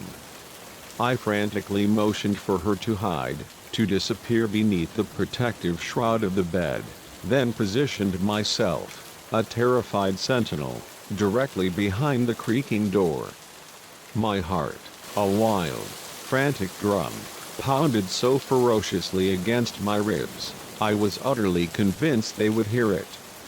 The door groaned open, a slow, agonizing creak. I held my breath, every single muscle in my body coiled tight, screaming with tension. A figure materialized in the narrow sliver of moonlight filtering through the window, tall, impossibly broad-shouldered, carrying what looked, distressingly, like a shotgun. Before my conscious mind could even register the horror, before I could think, I acted on pure, desperate adrenaline. I slammed the door into him with every ounce of my terrified strength. The man grunted, a sharp gasp of pain and surprise, stumbling violently forward. His gun, a heavy, ominous weight, clattered loudly to the floor. I dove for it, my fingers, numb with terror, closing instinctively around the cold, unforgiving metal just as he, with a guttural roar, regained his balance. We grappled, a desperate, frantic tangle of limbs, rolling across the unforgiving floor in a brutal, silent struggle for survival. "What's going on in there?" A voice, sharp and urgent, shouted from the main living room. "Bobby, you okay?" With a Herculean, Desperate effort, I managed to wrench the shotgun away from him, scrambling onto my feet, my body screaming in protest, and immediately pointed its cold barrel a menacing eye, directly at my attacker. He froze, hands instinctively raised in a gesture of surrender. "Don't move," I gasped, my voice a raw, desperate rasp, striving, against all odds, to keep it steady. "Sarah, get out from under the bed. We're leaving." Sarah, a pale, trembling ghost, crawled out, her face bleached white with fear. I could clearly hear the other intruders, heavy and purposeful, moving around in the main room of the cabin. "Listen," the man I'd knocked down said, his voice surprisingly low, urgent, laced with a strange sincerity. "You don't understand. We're not here to hurt you. We just need a place to lay low for a while." "Shut up," I snapped, the adrenaline lending my voice a surprising sharpness. "Sarah, grab our phones and the car keys. We're getting out of here." But as Sarah moved, a fleeting shadow, towards the nightstand, the bedroom door burst open again, violently. 2 more men, grim-faced and menacing, rushed in, both armed, their weapons glinting ominously in the dim light. I swung the shotgun, its cold weight feeling impossibly heavy in my trembling hands, directly towards them, my finger tightening, almost involuntarily, on the trigger. "Whoa, whoa!" one of them shouted, his voice laced with a desperate urgency. "Easy there, buddy. Let's all just calm down." It was a terrifying, precarious standoff, me, trembling and desperate, with a shotgun, Sarah cowering, a fragile shadow, behind me, and 3 dangerous, stone-faced men, their eyes cold and calculating, blocking our only, desperate exit. I could feel cold sweat beading on my forehead, trickling down my temples, and my arm, screaming in protest, began to tremble uncontrollably from the sheer weight of the gun. "Look," the one who seemed to be the leader said, his voice surprisingly calm, almost reasonable, as he slowly lowered his own weapon slightly. "We don't want any trouble. We're in a bit of a situation here, and we just need somewhere to hide out for a day or 2. You let us stay, keep quiet about it, and everyone walks away happy. Deal?" I laughed then, a short, harsh, humorless sound that tore from my throat. "You break into our cabin in the middle of the night, armed, and you expect us to just be okay with that? Who the hell are you people?" The leader sighed, a sound of weary exasperation, his face betraying a flicker of annoyance. "You really want to know? Fine. We just robbed a bank in town. Things got messy. We need to lay low until the heat dies down. That's all you need to know." My mind reeled, utterly overwhelmed. Bank robbers? We were being held hostage by actual, honest-to-God bank robbers? This wasn't happening. It couldn't be happening. "Please," Sarah whispered from behind me, her voice a thin, reedy plea. "Just let us go. We won't tell anyone. I swear." The leader shook his head, a grim finality to his gesture. "Can't do that. Can't risk you running to the cops. But listen, we're not animals. You two just sit tight, don't cause any trouble, and this will all be over before you know it." I knew, with a sinking, crushing certainty, that we had no real choice. Even with the shotgun, we were hopelessly outnumbered and outgunned. Slowly, painstakingly, I lowered the weapon. "Smart move," the leader grunted. "Now, how about we all go have a nice chat in the living room? Bobby, tie them up. Gently." The next few hours were utterly surreal. Sarah and I sat, numb and helpless, on the couch, our hands cruelly bound behind our backs, watching in stunned horror as these dangerous, unhinged criminals made themselves disturbingly at home in our rented cabin. They brazenly rummaged through our supplies, helped themselves to our precious food and drinks, and argued incessantly among themselves, their voices growing sharper, more agitated, about their next move. I learned their names as they talked, fragments of their desperate lives swirling around us. Besides Bobby, there was the leader, Frank, a coiled viper of a man, and the youngest, most nervous one, Tommy. They seemed jumpy, on edge, their nerves frayed and exposed. I pieced together the grim reality. The robbery had clearly not gone as smoothly as they'd planned. There was frantic talk of someone getting shot, of a dye pack exploding in one of the money bags. As the first, reluctant rays of dawn broke, casting long, accusing shadows through the cabin windows, a desperate, fragile plan began to form in my mind. It was risky, terrifyingly so, potentially suicidal, but it was also my only chance. I'd noticed that Tommy, the youngest, the most visibly shaken, seemed deeply uncomfortable with the entire horrific situation. He kept glancing at Sarah and me, guilt, a raw, palpable emotion, etched all over his face. If I could just get him alone, just for a moment, maybe I could convince him to help us. My desperate chance arrived mid-morning. Frank and Bobby, their faces grim, went outside to meticulously check the perimeter, leaving a nervous, visibly uncomfortable Tommy to watch over us. As soon as their heavy footsteps faded, I seized the moment. "Hey, Tommy," I said, my voice low, calm, imbued with a desperate urgency. "You don't seem like a bad kid. How do you get mixed up with these guys?" He startled, his eyes, wide and nervous, flicking towards me. "It's complicated," he stammered, his voice tight. "I needed money, and Frank said it would be easy. I didn't know." "It's not too late," I pressed, my voice a desperate, urgent whisper. "Help us get out of here, and we'll tell the cops you were forced into it. You could still have a future." I saw the profound conflict churning in his eyes, the way he nervously chewed his lip, a tiny, desperate gesture. For a fleeting moment, a spark of fragile hope ignited within me. I truly believed I'd gotten through to him.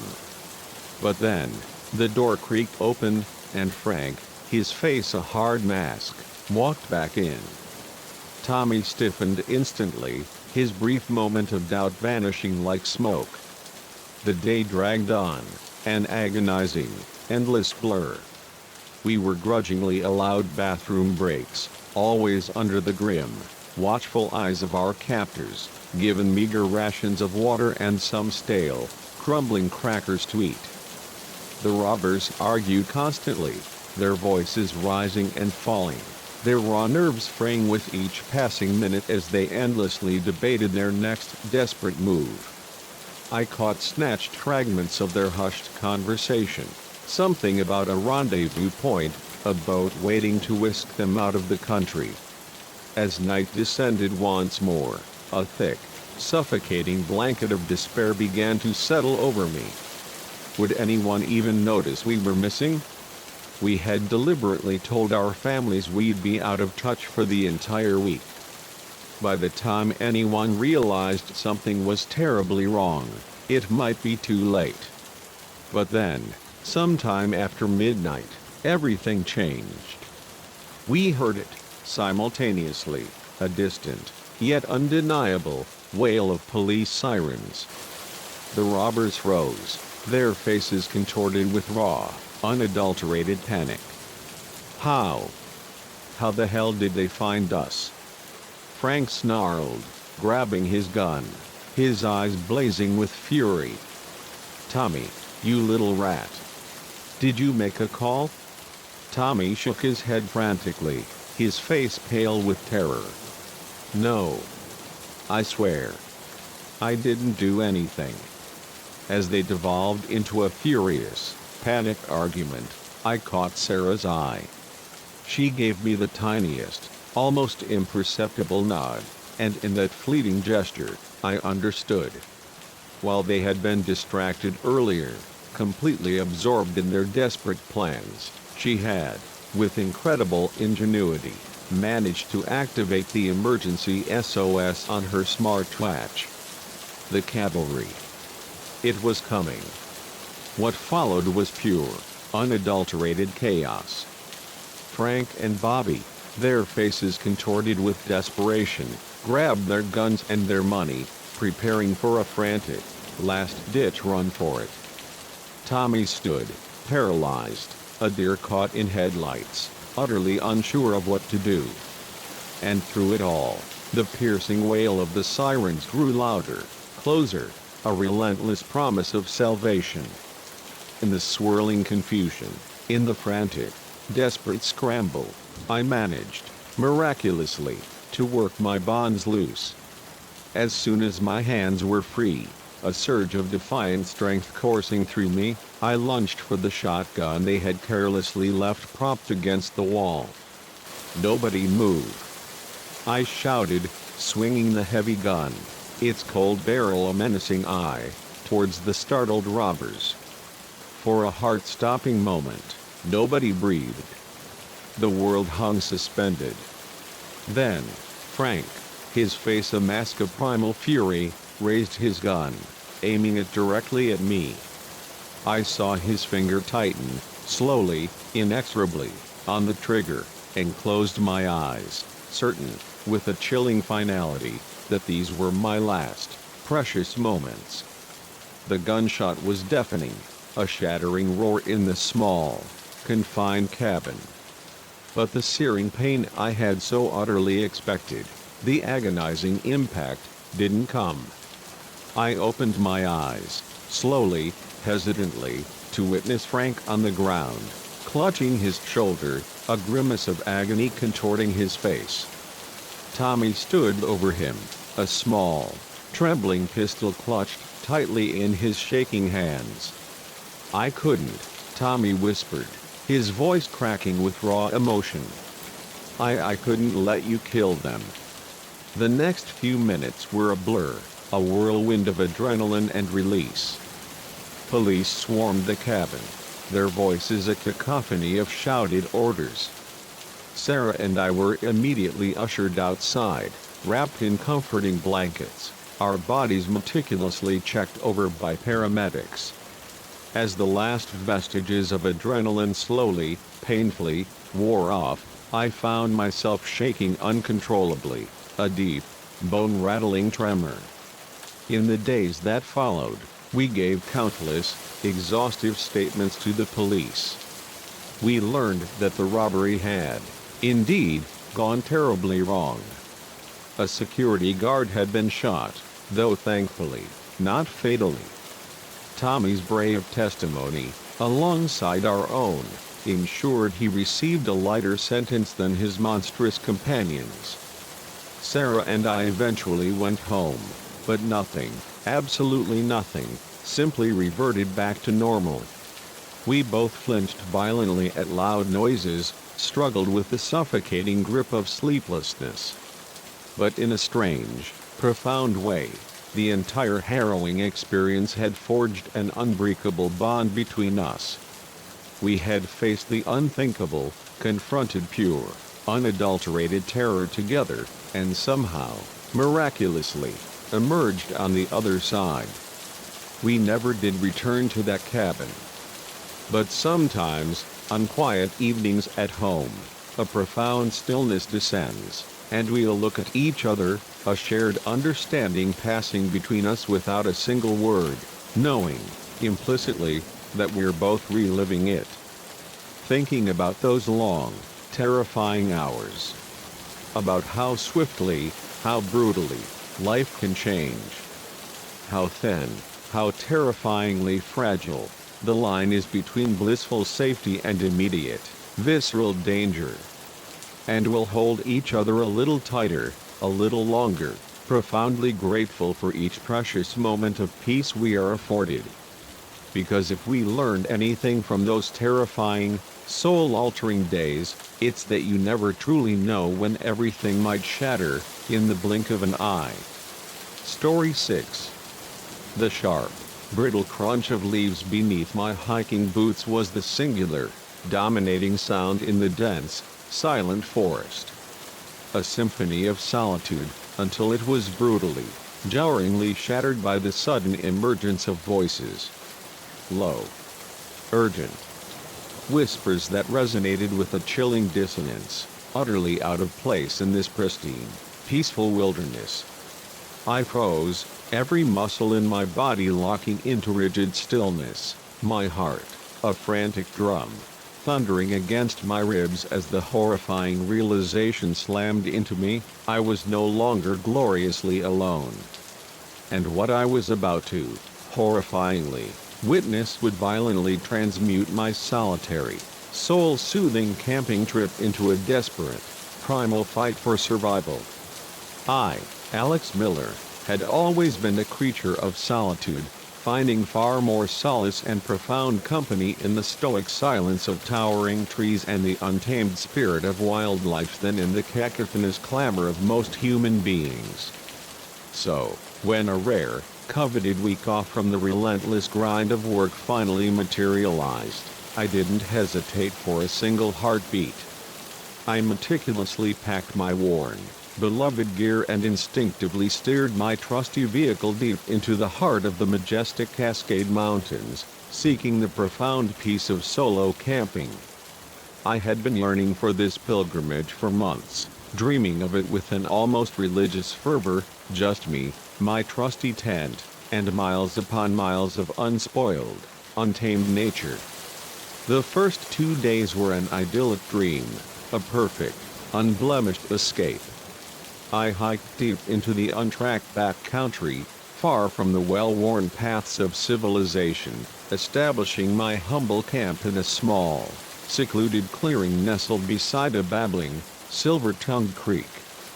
The air was exquisitely crisp and clean, thick with the invigorating scent of ancient pine and the delicate fragrance of wild flowers.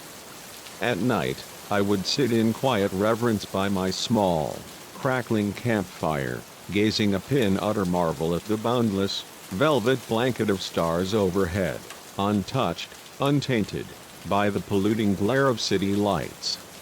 On the third day, a restless urge for deeper exploration seized me, drawing me further up the majestic mountain. I meticulously packed a day bag, ensuring it contained vital provisions, cool water, energy-boosting snacks, and my indispensable first aid kit. My main camp, a beacon of fleeting security, remained undisturbed.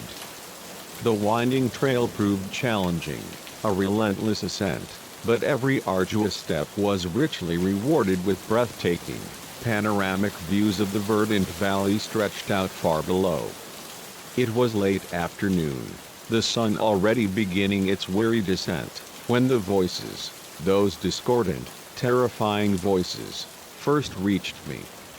I had paused to rest, my body weary, on a moss-covered fallen log, immersing myself in the peaceful, restorative sounds of the ancient forest, when the unnatural, human noise, sharp and intrusive, brutally pierced the serene tableau, instantly seizing my attention. Curiosity, that insidious, irresistible siren, ultimately triumphed over caution, and I began to move, quietly, stealthily, towards the source.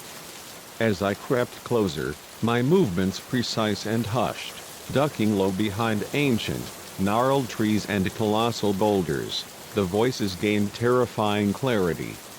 2 men, perhaps even 3, their voices hushed but agitated, speaking in low, urgent tones.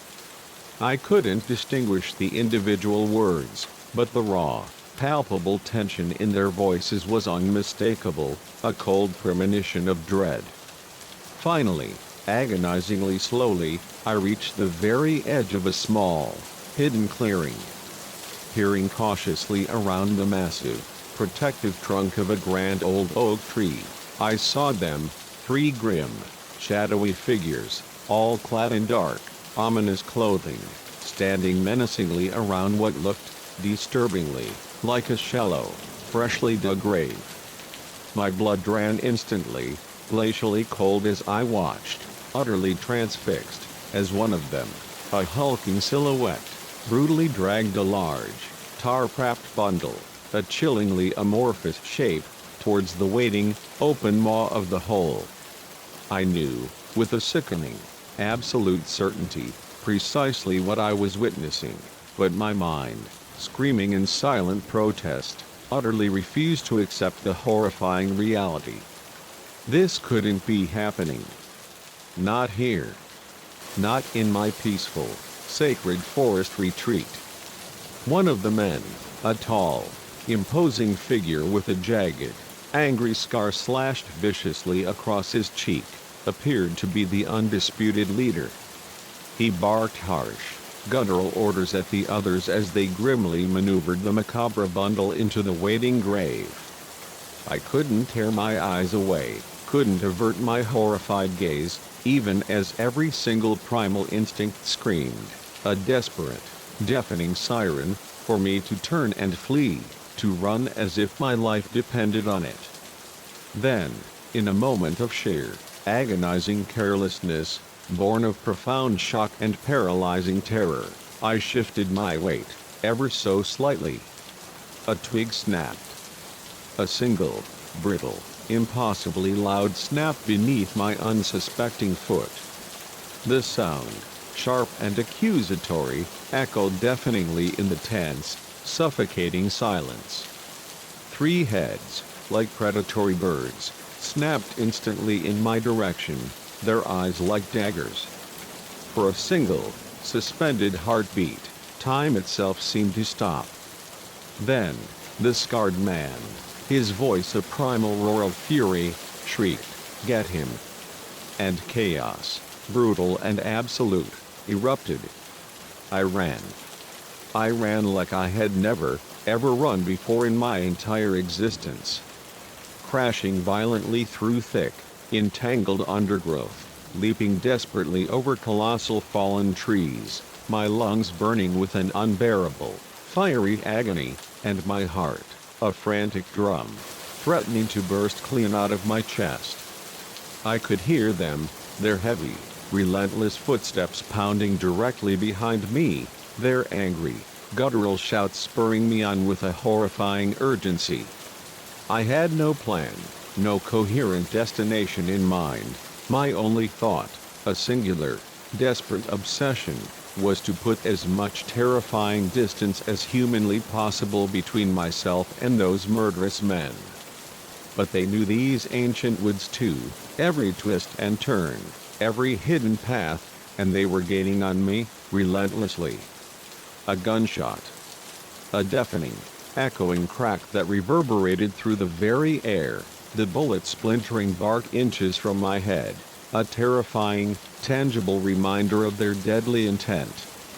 I ducked instinctively, a reflex born of primal fear, losing my precarious footing on the uneven, treacherous ground. I tumbled, a helpless, broken doll, down a steep, unforgiving embankment, thorny branches whipping savagely at my face, and jagged rocks bruising my body with brutal efficiency. I came to an abrupt, jarring stop at the bottom, dazed and winded, every inch of me screaming in protest. For a fleeting, agonizing moment, I lay there, utterly convinced that this was it, this was the end. But then, I heard their voices again. Closer now. Horrifyingly close. And the raw, desperate instinct for survival, primal and undeniable, brutally kicked in. Ignoring the searing pain in my ribs, ignoring the warm, sticky trickle of blood snaking down my face, I forced myself, with a gargantuan effort, to my feet and began to move again, a staggering, desperate flight. The forest was rapidly growing darker as evening approached, its embrace thick and suffocating. Shadows lengthened, contorting into grotesque, menacing shapes, blurring the already treacherous landscape. I used it to my desperate advantage, a fleeting, desperate hope, zigzagging erratically between the dense, shadowy trees, doubling back on my frantic trail whenever I could steal a precious moment. My pursuers' voices, once so chillingly close, grew more distant, then, terrifyingly, closer again. They were spreading out, a deadly net, trying to flank me, to cut off my every possible escape route. As night fell completely, an inky, suffocating blackness, I found myself in utterly unfamiliar territory. In my blind, desperate panic, I had run far off any marked trail. I was lost, being relentlessly hunted. With no supplies, no food, no water, and no possible way to call for help. The profound gravity of my situation slammed into me like a physical blow, a suffocating, paralyzing weight. I needed to think, to conjure a plan. Blind, panicked running wasn't going to save me. I forced myself to stop, my body trembling, pressing my aching back against the rough bark of a massive tree, desperately trying to quiet my ragged, rasping breathing. As my eyes, slowly, painstakingly, adjusted to the overwhelming darkness, I took a frantic inventory of my surroundings. To my left, the ground sloped sharply, precipitously, downward. To my right, I could just barely make out the ominous silhouette of a colossal boulder formation. And ahead, was that it? The faint, elusive glimmer of water? The desperate idea, risky and utterly insane, yet my only slender thread of hope, formed, crystalline and sharp, in my mind. Taking a deep, shuddering breath, I began to move again, this time with a grim, desperate purpose. I made my way, a phantom in the profound darkness, towards the water, moving as quietly, as stealthily, as my pounding heart would allow. Every snapping twig, every rustling leaf, sounded like a deafening gunshot to my paranoid, hyper-vigilant ears. But I pressed on, driven by a raw, primal desperation and the faint, flickering hope of survival. Finally, agonizingly, I reached the very edge of what turned out to be a fast-moving, roaring river. In the ghostly moonlight, I could just barely discern the white water churning violently over unseen rocks. It was dangerous, incredibly dangerous, potentially deadly. But it was also my absolute best chance at escaping my relentless, murderous pursuers. I was about to step into the frigid, churning water when a voice, sharp and commanding, sliced through the night from directly behind me. "Stop right there." I whirled around, my heart leaping into my throat, to see the scarred man, a menacing silhouette, emerging from the dense, shadowy trees, his gun, its cold barrel a predatory eye, trained unblinkingly on my chest. The other two, grim specters, were close behind him, their faces twisted with raw anger and punishing exertion.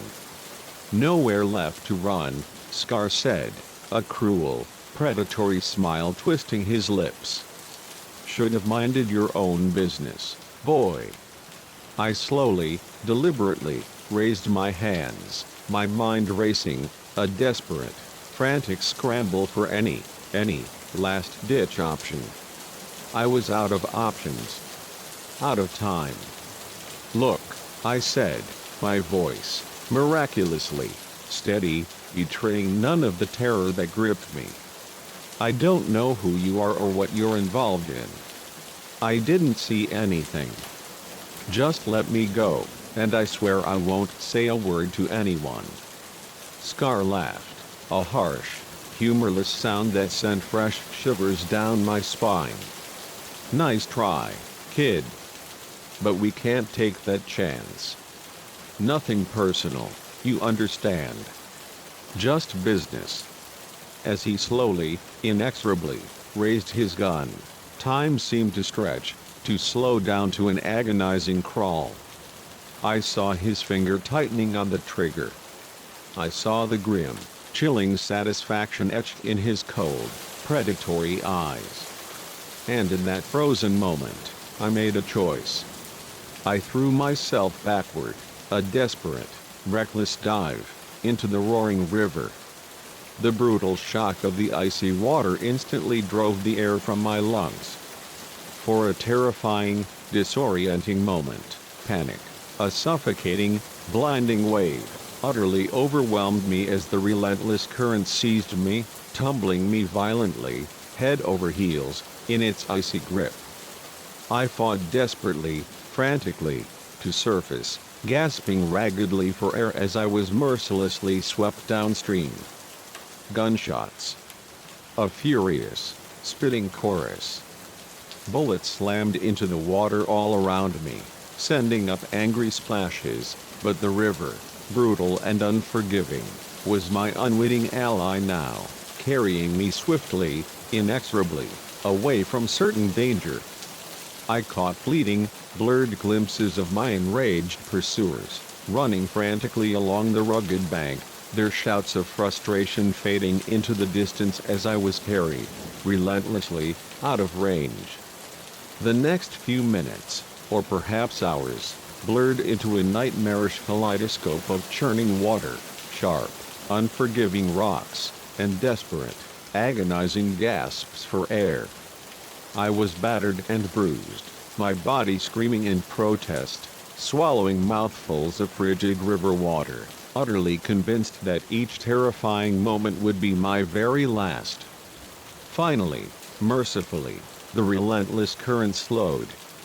With the last, desperate reserves of my strength, I managed to grab onto a low-hanging, salvation-offering branch and, with a gargantuan effort, pull myself, coughing and gasping, to the muddy, rocky shore.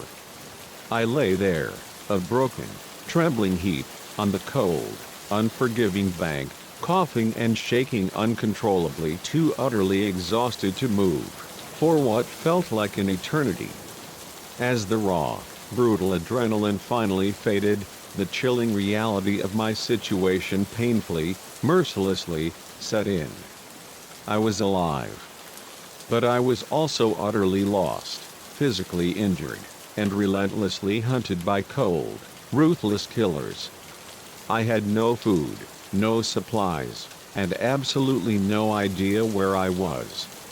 The night air was turning bitterly cold, and in my soaked clothes, hypothermia was a very real, very terrifying risk. But I wasn't ready to surrender. I had survived this far, and I was utterly determined to see it through, to fight for my very existence. As the first, reluctant light of dawn began to creep, tentatively, over the horizon, painting the sky in a hopeful, muted gray, I forced myself, with a monumental effort, to my feet. Every single muscle screamed in agonizing protest, but I fiercely ignored the pain. I had to keep moving. I began to follow the relentless flow of the river downstream, instinctively believing it was my best, perhaps only, chance of finding civilization. As I walked, each step a testament to sheer willpower, I desperately tried to piece together the horrifying fragments of what I'd witnessed. Who were those men? Who had they brutally killed? And how was I going to get out of this alive? Hours dragged on, each one an eternity. The sun climbed higher, its warmth slowly, thankfully, beginning to dry my soaked clothes. I was utterly exhausted, ravenously hungry, and consumed by a cold, persistent fear. But I kept putting one foot, then the other, in front of me, a grim, determined march. Every snapping twig, every rustle of leaves, made me jump, my heart leaping into my throat, utterly convinced that my murderous pursuers had miraculously found me again. It was mid-afternoon, when the most beautiful, life-affirming sound in the entire world reached my ears, the distant, welcoming rumble of car engines. I quickened my pace, a surge of pure, unadulterated hope coursing through my veins. Soon, miraculously, I broke through the dense tree line and saw it, a paved road. And there, shimmering like a mirage, was a ranger station. I practically stumbled, a broken, trembling wreck, through the door, startling the two bewildered rangers inside. "Please," I gasped, my voice raw and hoarse, collapsing onto the floor. "I need help. There are men in the forest. They killed someone." What followed was a disorienting whirlwind of frantic activity, park rangers, then stern state police officers, and finally, even grim-faced FBI agents, who questioned me relentlessly for hours. Search parties were immediately organized. Helicopters, like tireless metallic vultures, scoured the precise area where I'd witnessed the unspeakable crime. In the end, they found the grave, exactly as I described it. The body was identified as a local businessman, reported missing weeks earlier. But of the three menacing men, there was absolutely no sign. The authorities, their faces solemn, praised me for my bravery, but I didn't feel brave. I felt incredibly, miraculously lucky. And more than a little foolish. My solo adventure had nearly, brutally, cost me my life. As I finally, painfully, headed home days later, my body aching, my mind haunted, I knew, with a chilling certainty, that I would never, ever look at the vast, untamed wilderness the same way again. The forest, once my sanctuary, my refuge, now harbored dark, insidious shadows and chilling secrets I had never, in my naive innocence, noticed before. But it had also, in its brutal, unforgiving way, shown me a raw, primal strength I didn't know I possessed. I don't go camping alone anymore. Not ever.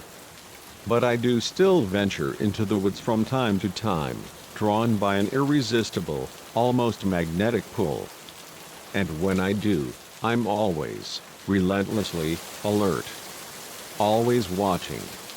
Because I learned the hard way that even in the most beautiful, seemingly pristine places, darkness can lurk, insidious and unseen, just out of sight.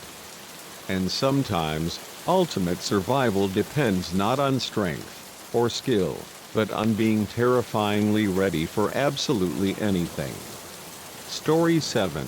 The night shift at Joe's Diner, nestled precariously off the forgotten highway, was typically a symphony of serene quiet. A lone trucker, perhaps, nursing a bottomless cup of lukewarm coffee, or the rare insomniac, their eyes wide and haunted, seeking a late-night fix. But the very moment those five men, a dark, menacing collective, strode through the jangling door, the very air in that humble establishment shifted. It was like a monstrous storm front, dark and heavy, rolling in with an insidious promise of destruction, and I, Nova, the sole waitress, found myself inexplicably, irrevocably, trapped directly in its path. I'd been slinging hash and refilling mugs at Joe's for a solid 6 months, ever since my grand, albeit slightly forced, departure from the hallowed halls of college. It wasn't, by any stretch of the imagination, a glamorous existence, but it generously paid the relentless bills and, more importantly, carved out precious hours for me to painstakingly piece together what, precisely, I intended to do with the chaotic wreckage of my life. Most nights, I found a strange, almost meditative pleasure in the profound solitude, the rhythmic, comforting ballet of brewing coffee and expertly flipping sizzling burgers, and the quiet, introspective hours that bled into the early morning light. That particular night unfurled like any other. It was precisely 2 a.m., the witching hour, and I was mechanically, for the 100th time, wiping down the scarred, worn counter, my ears half tuned to the mournful twang of an old country song crooning from the ancient jukebox in the corner. The only other souls in the diner were a middle-aged couple, a tableau of quiet domesticity, huddled in a booth near the window, meticulously picking at a single, shared slice of apple pie. The bell above the door, a sudden, jarring chime, jingled loudly, and I instinctively looked up. They entered. 5 men. All dressed with an unsettling, almost theatrical precision, far too impeccably for our humble, unassuming roadside diner. They were laughing, their voices booming, filling the quiet space, and palpable aura of barely contained, restless energy crackling around them. Something in their eyes, a cold, predatory glint, something in the unsettling way they moved, immediately, violently, set my nerves on edge. "Evening, gentlemen," I managed, my voice carefully modulated, plastering on my most practiced, brightest waitress smile. "What can I get for you?" The one who appeared to be the leader, a tall, imposing man with streaks of distinguished salt and pepper hair, fixed me with a predatory grin. There was something undeniably chilling in that smile, a promise of unseen danger. "Coffee," he rumbled, his voice deep and resonant. "Lots of it. And keep it coming, sweetheart." I bristled internally at the condescending sweetheart, but my face remained an impassive mask. No point, I reminded myself, in antagonizing customers, especially not a formidable group like this. I poured their steaming coffee, my movements stiff and automatic, then retreated to the deceptive safety behind the counter, my gaze fixed, warily, on their every move. They commandeered the largest booth, sprawled out as if they owned the place, still talking and laughing, their voices a low, menacing hum. I couldn't quite distinguish the exact words, but the underlying tone, a raw, aggressive undercurrent, made my stomach clench with an icy dread. Every now and then, one of them would glance around the diner, their eyes like cold, calculating sensors, as if meticulously checking to see who, precisely, was observing them. The middle-aged couple, their apple pie finally vanquished, signaled for their check. As the woman, her movements tentative, stood to leave, one of the men, a burly figure, let out a low, predatory whistle. "Hey, baby," he called out, his voice thick with lewd suggestion. "Why don't you ditch Grandpa there and come sit with us? We'll show you a good time." The woman's husband, his face reddening with a raw, impotent fury, began to rise. "Now see here," but the leader of the group, a master of intimidation, cut him off with a dismissive wave of his hand. "Sit down, old man. We're just having a little fun." I could feel the volatile situation, a ticking time bomb, escalating rapidly, dangerously. "Sir," I interjected, my voice surprisingly steady, addressing the couple, "your check is ready at the counter. Have a good night." The couple, seizing their desperate escape, hurried to pay, then bolted out the door, the bell above it jingling a final, mocking note. Now, it was just me. And the 5 men. The diner, suddenly, felt impossibly, terrifyingly small. For a while, they seemed content, a temporary lull in their aggression, to simply drink their coffee and converse among themselves. But as the interminable night dragged on, their voices grew louder, their tones sharper, their aggression more pronounced. They began to spew crude, vulgar jokes, some of them, chillingly, directed with unsettling intensity at me. I tried, with every fiber of my being, to ignore it, to simply vanish into the mundane rhythm of my job. But my hands, betraying my inner turmoil, trembled uncontrollably as I refilled their seemingly endless cups. Around 3:30, the bell above the door, a harsh, unwelcome chime, jingled again. A young woman, likely in her early 20s, entered, her face etched with exhaustion, perhaps just finishing a grueling late shift herself. I saw, with a sickening certainty, the men's heads swivel in unison, like a pack of wolves, their eyes gleaming, spotting helpless prey. Well, the leader purred, his voice loud enough to resonate through the entire diner. Looks like the party's just getting started. The woman glanced nervously at the predatory group, then her eyes, wide with apprehension, flickered to me. I tried desperately to convey a silent warning with my eyes, a desperate plea for caution, but she merely sat down at the counter, her face pale, and asked, in a small voice, for a menu. One of the men, a muscular brute with a canvas of tattoos snaking up his brawny arms, rose from the booth and sauntered over to her, his movements a predatory prowl. "Hey, beautiful," he purred, his voice a low, suggestive growl. "Why don't you come sit with us? We'll buy you whatever you want." The woman shook her head, her voice barely a whisper. "No, thank you. I'm fine here." But Tattoos was not a man accustomed to accepting refusal. He brazenly placed a heavy hand on her shoulder. "Come on, don't be like that. We're nice guys, I promise."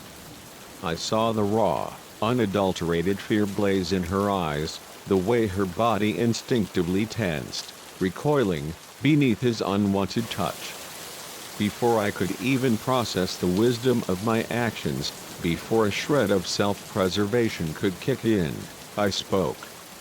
"Sir, please," I interjected, my voice firm, laced with a surprising authority.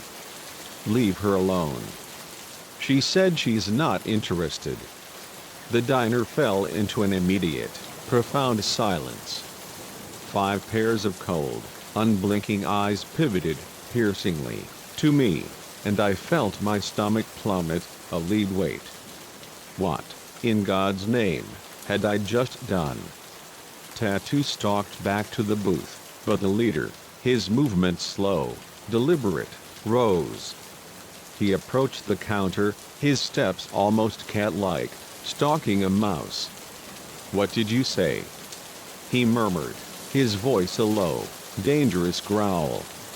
I swallowed hard, my throat suddenly dry, constricted. I said, "Please leave her alone. She doesn't want to be bothered."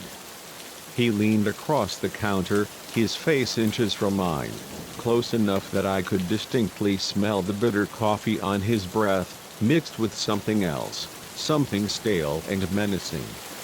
"And who's going to stop us?" he purred, his eyes gleaming with a cruel challenge. "You?" My heart was pounding so ferociously, a frantic drum against my ribs, I was utterly convinced he could hear it. But I stood my ground, my posture rigid, defiant. "There are security cameras," I lied, my voice surprisingly steady, gesturing vaguely towards the corners of the diner. "And I've already called the police." For a long, agonizing moment, he simply stared at me, his gaze unblinking, assessing. I was utterly certain he was going to reach across the counter and brutally grab me. But then, he laughed. A cold, humorless sound that sent fresh, icy shivers down my spine. "You got guts, kid. He finally sneered, a grudging acknowledgement. "I'll give you that." He turned to his glowering friends. "Come on, boys. This place is dead anyway." They filed out, a menacing procession, but not before the leader paused, turning back to me, his smile a chilling, final promise. "We'll be seeing you around, sweetheart." The bell above the door jingled, a final, mocking chime, as they vanished into the darkness, and I let out a breath I hadn't even realized I'd been desperately holding. My legs felt like rubber, utterly devoid of strength, and I had to grip the cold counter, my knuckles white, to remain upright. The young woman at the counter looked at me, her eyes wide, glistening with unshed tears. "Thank you," she whispered softly. I don't know what I would have done if I simply nodded, too utterly shaken to speak, unable to form coherent words. She left soon after, a fleeting shadow, leaving me utterly alone in the chilling silence of the diner for the remainder of my shift. I jumped violently at every single sound, convinced, with a bone-deep certainty, that the men were going to return, that their chilling promise would be fulfilled. When my replacement finally arrived at 6 a.m., a beacon of tired normalcy, I nearly cried with overwhelming relief. I foolishly believed that would be the end of it. Just another harrowing, bizarre night, a wild story to recount to my friends. But a week later, as I walked, my body weary, to my car after another late shift, I saw a familiar, terrifying figure leaning casually against it. The leader of the group, his predatory smile gleaming like a shark's teeth in the dim, flickering parking lot light. "Told you we'd be seeing you around, sweetheart," he purred, his voice a low, menacing rumble. I froze, my keys clutched tightly in my hand, a pathetic, futile weapon. "What do you want?" I managed, my voice a thin, reedy whisper. He pushed off the car, his movements fluid and dangerous, and took a deliberate step towards me. "Just wanted to finish our conversation from the other night, you see. My friends and I, we don't like being disrespected." I backed away, frantically darting my eyes around, desperately searching for any sign of help. But the vast parking lot was utterly empty, a cavern of shadows, and the diner, behind me, was dark, its lights extinguished. I was utterly, terrifyingly alone. "Look," I said, striving, against all odds, to keep my voice steady, betraying none of the paralyzing fear that gripped me. "I don't want any trouble. I was just doing my job." He laughed then, a harsh, mocking sound that sent fresh, icy chills plunging down my spine. "Trouble? Oh, sweetheart, trouble is just getting started." I saw movement out of the corner of my eye, and realized, with a sickening, dawning horror, that we were not alone.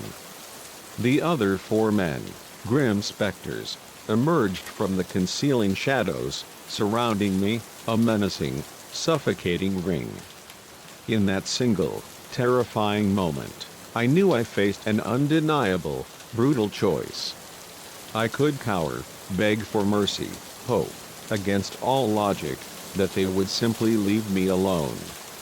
Or I could fight. I chose to fight. With every ounce of my remaining strength, every fiber of my being, I swung my bag, a desperate, wild arc, at the leader's head.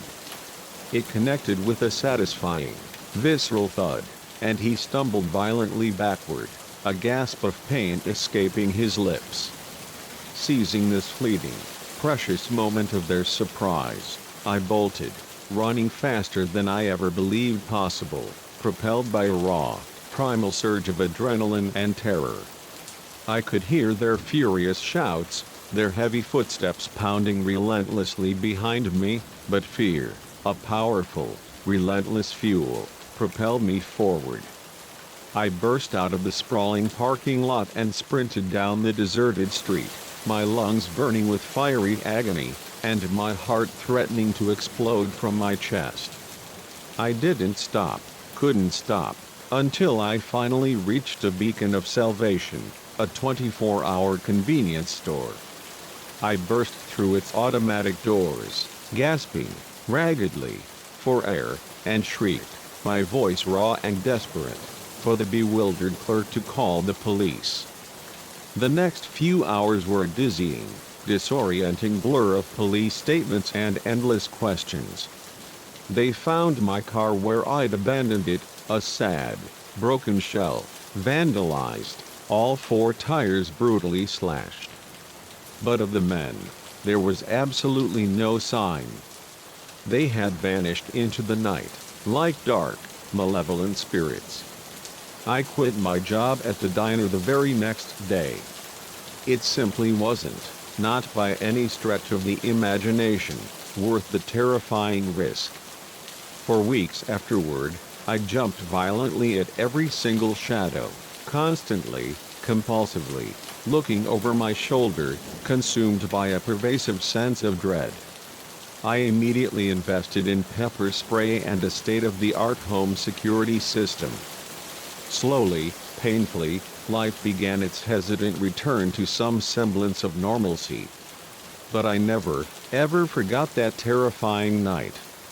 It taught me something profoundly important about myself, that when pushed to the very brink, to the precipice of absolute despair, I possessed the raw, unyielding courage to stand up for what was right, to fight back with every fiber of my being.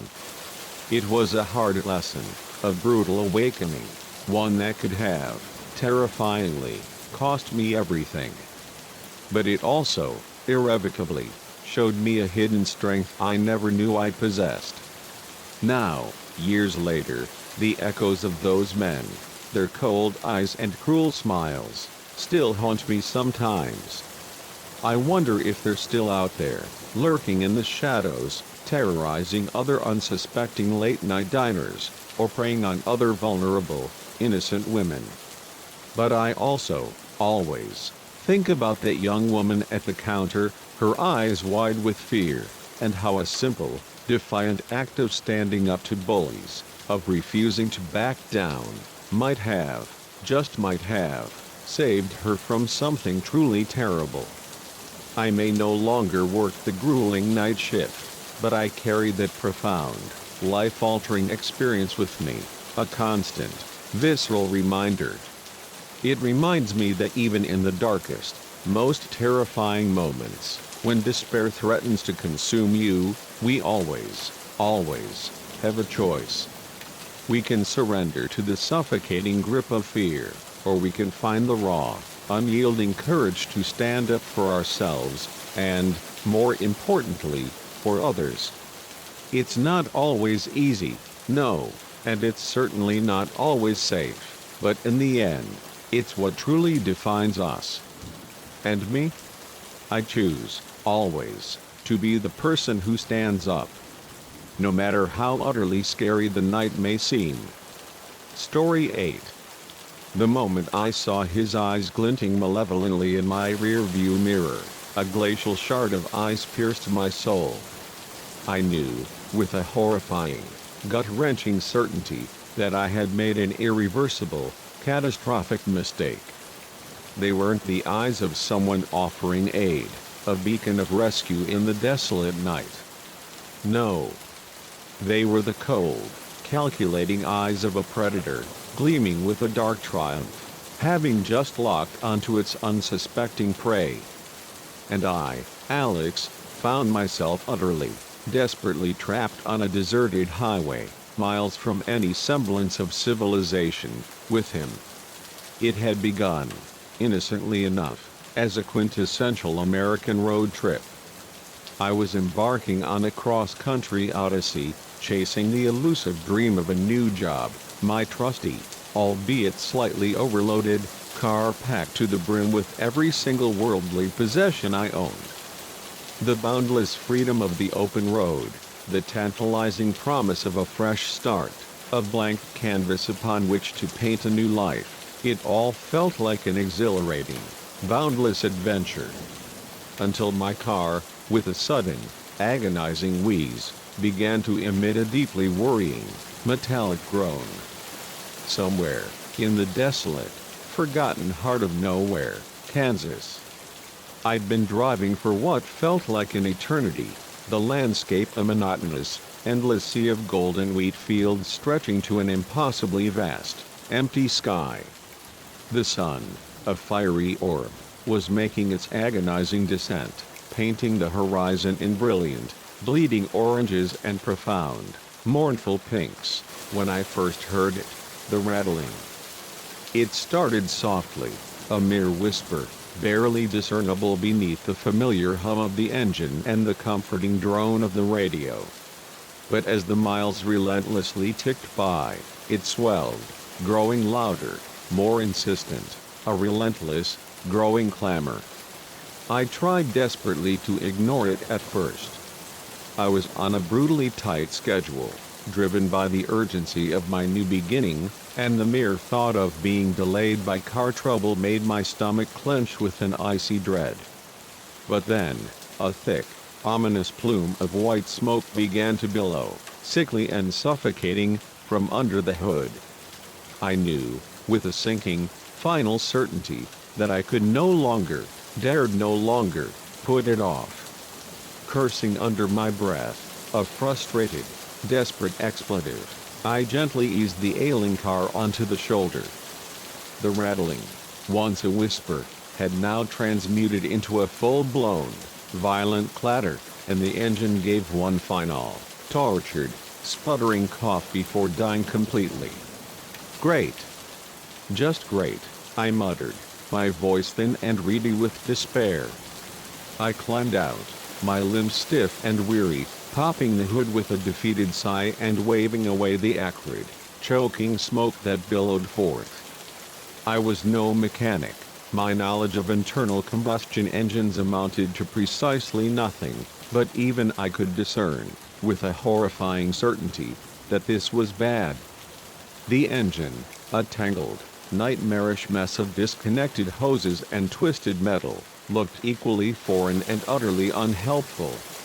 I was way out of my depth, adrift and helpless. Sighing, a sound of utter defeat, I pulled out my phone. No signal. Of course. The sun had long since dipped below the horizon now, the twilight deepening rapidly, relentlessly, into the profound embrace of night. In the gathering darkness, the empty highway, once a symbol of liberation, suddenly felt a lot less peaceful. And a lot more menacing. I shivered, a tremor that had nothing to do with the still warm evening air. That's when I saw them, the headlights. Approaching. My heart, a sudden, desperate bird, leapt in my chest. Maybe, just maybe, this wasn't an absolute disaster after all. I waved my arms frantically, a desperate, almost pathetic plea for salvation, feeling a surging rush of overwhelming relief as the car, an old, beat-up pickup truck, slowly, hesitantly, pulled over directly behind me. A man emerged from its shadowy interior, tall and broad-shouldered. In the dim, deceptive light, I could vaguely discern a scraggly, unkempt beard and a worn, faded baseball cap pulled low over his eyes. He approached with an easy, disarming smile. "Car trouble?" he asked, his voice a deep, resonant rumble. I nodded, gesturing helplessly, hopelessly, at the smoking, dead engine. "It just died on me," I managed, my voice raw with exhaustion. "I don't suppose you know anything about cars?" He chuckled, a low, unnerving sound. "Maybe a thing or two. Mind if I take a look?" I stepped aside, a willing, desperate supplicant, watching as he leaned over the engine, his form a dark silhouette against the deepening gloom. He poked and prodded, muttering to himself in low, unintelligible tones. After a few agonizing minutes, he straightened up, wiping his greasy hands on his faded jeans. "Well, the good news is, it's not unfixable," he announced, his voice surprisingly cheerful. "Bad news is, you're going to need a part 1 don't have on me. There's a town about 30 miles up the road with an auto shop. I could give you a ride, if you want." I hesitated, a profound, primal warning screaming within me.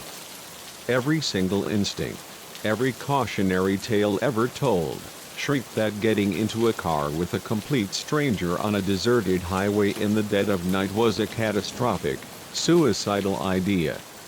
But what choice, what earthly choice, did I truly have? I couldn't possibly stay here all night, a vulnerable speck in the vast, terrifying darkness. And who knew when another car, another potential savior, might come along? "That would be great," I said, forcing a brave, confident tone, desperately trying to project an illusion of control I certainly didn't feel. "Thank you. I really appreciate it." He smiled again, a slow, unnerving twist of his lips, but this time, something about it, something cold and predatory, made my skin crawl, sending a shiver of dread through my entire being. "Happy to help," he murmured. "Grab what you need and hop in." I quickly, almost frantically, grabbed my purse and phone from my disabled car, locking it out of sheer, ingrained habit, as if anyone, in this desolate wasteland, would ever bother to steal it. The man was already in his truck, its engine idling, a low, ominous growl. I climbed into the passenger seat, the old, worn springs creaking a mournful protest beneath my weary weight. "I'm John, by the way," he said, his voice a low rumble, as he pulled back onto the highway. "Alex," I replied, buckling my seatbelt with trembling hands. "Thanks again for stopping. I don't know what I would have done if you hadn't come along." John nodded, his eyes fixed, unsettlingly, on the dark, empty road ahead. "It's dangerous out here for a young woman all alone," he murmured, his voice a low, suggestive purr. "Never know what kind of people you might run into." Something in his tone, something insidious and knowing, made me glance over sharply. His face was half hidden in the deceptive shadows of the cab, but I could clearly discern a small, chilling smile playing at the very corners of his mouth. It wasn't a kind smile. It was a predator's smile. An uncomfortable, suffocating silence descended, heavy and oppressive. I found myself wishing, desperately, that he would just turn on the radio, anything, to shatter the growing, suffocating tension. But the only sounds were the monotonous rumble of tires on the asphalt and the deafening, frantic pounding of my own heart, which seemed to be growing louder, more desperate, by the second. "So," I said, desperate, to fill the suffocating void of silence, "do you live around here?" John shook his head, a slow, deliberate movement. "Nah. Just passing through. Like you." "Oh," I managed, my voice thin and reedy. "Where are you headed?" He turned to look at me then, his eyes, in the sickly green glow of the dashboard lights, seeming to glitter with something dark, hungry, and utterly malevolent. "Wherever the road takes me," he purred, his voice a low, chilling whisper. A profound, glacial chill, a tremor of pure, unadulterated dread, ran straight down my spine. I turned, frantically, to look out the window, desperately trying to conceal my rapidly mounting unease. The landscape outside was pitch black now, an inky, suffocating void. No signs of life, no faint glimmer of civilization anywhere.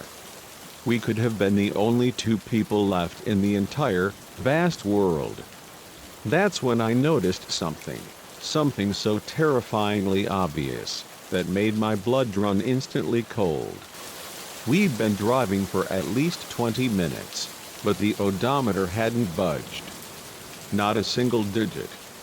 We weren't heading towards any town. We were going in circles.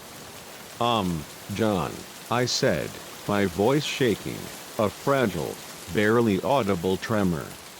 I think we might have missed a turn or something. Shouldn't we have reached the town by now? He didn't respond. Just kept driving, that small, unsettling smile still fixed on his face, an ominous, unchanging mask. John. I said again, louder this time, a desperate, raw plea. Did you hear me? We need to turn around. In one swift, terrifying motion, he reached over and locked the doors. The chilling, metallic click of the locks, sharp and final, was like a gunshot in the quiet cab. Now, Alex, he said, his voice low and menacing, a predatory purr. Why would I want to do that? We're just getting to know each other.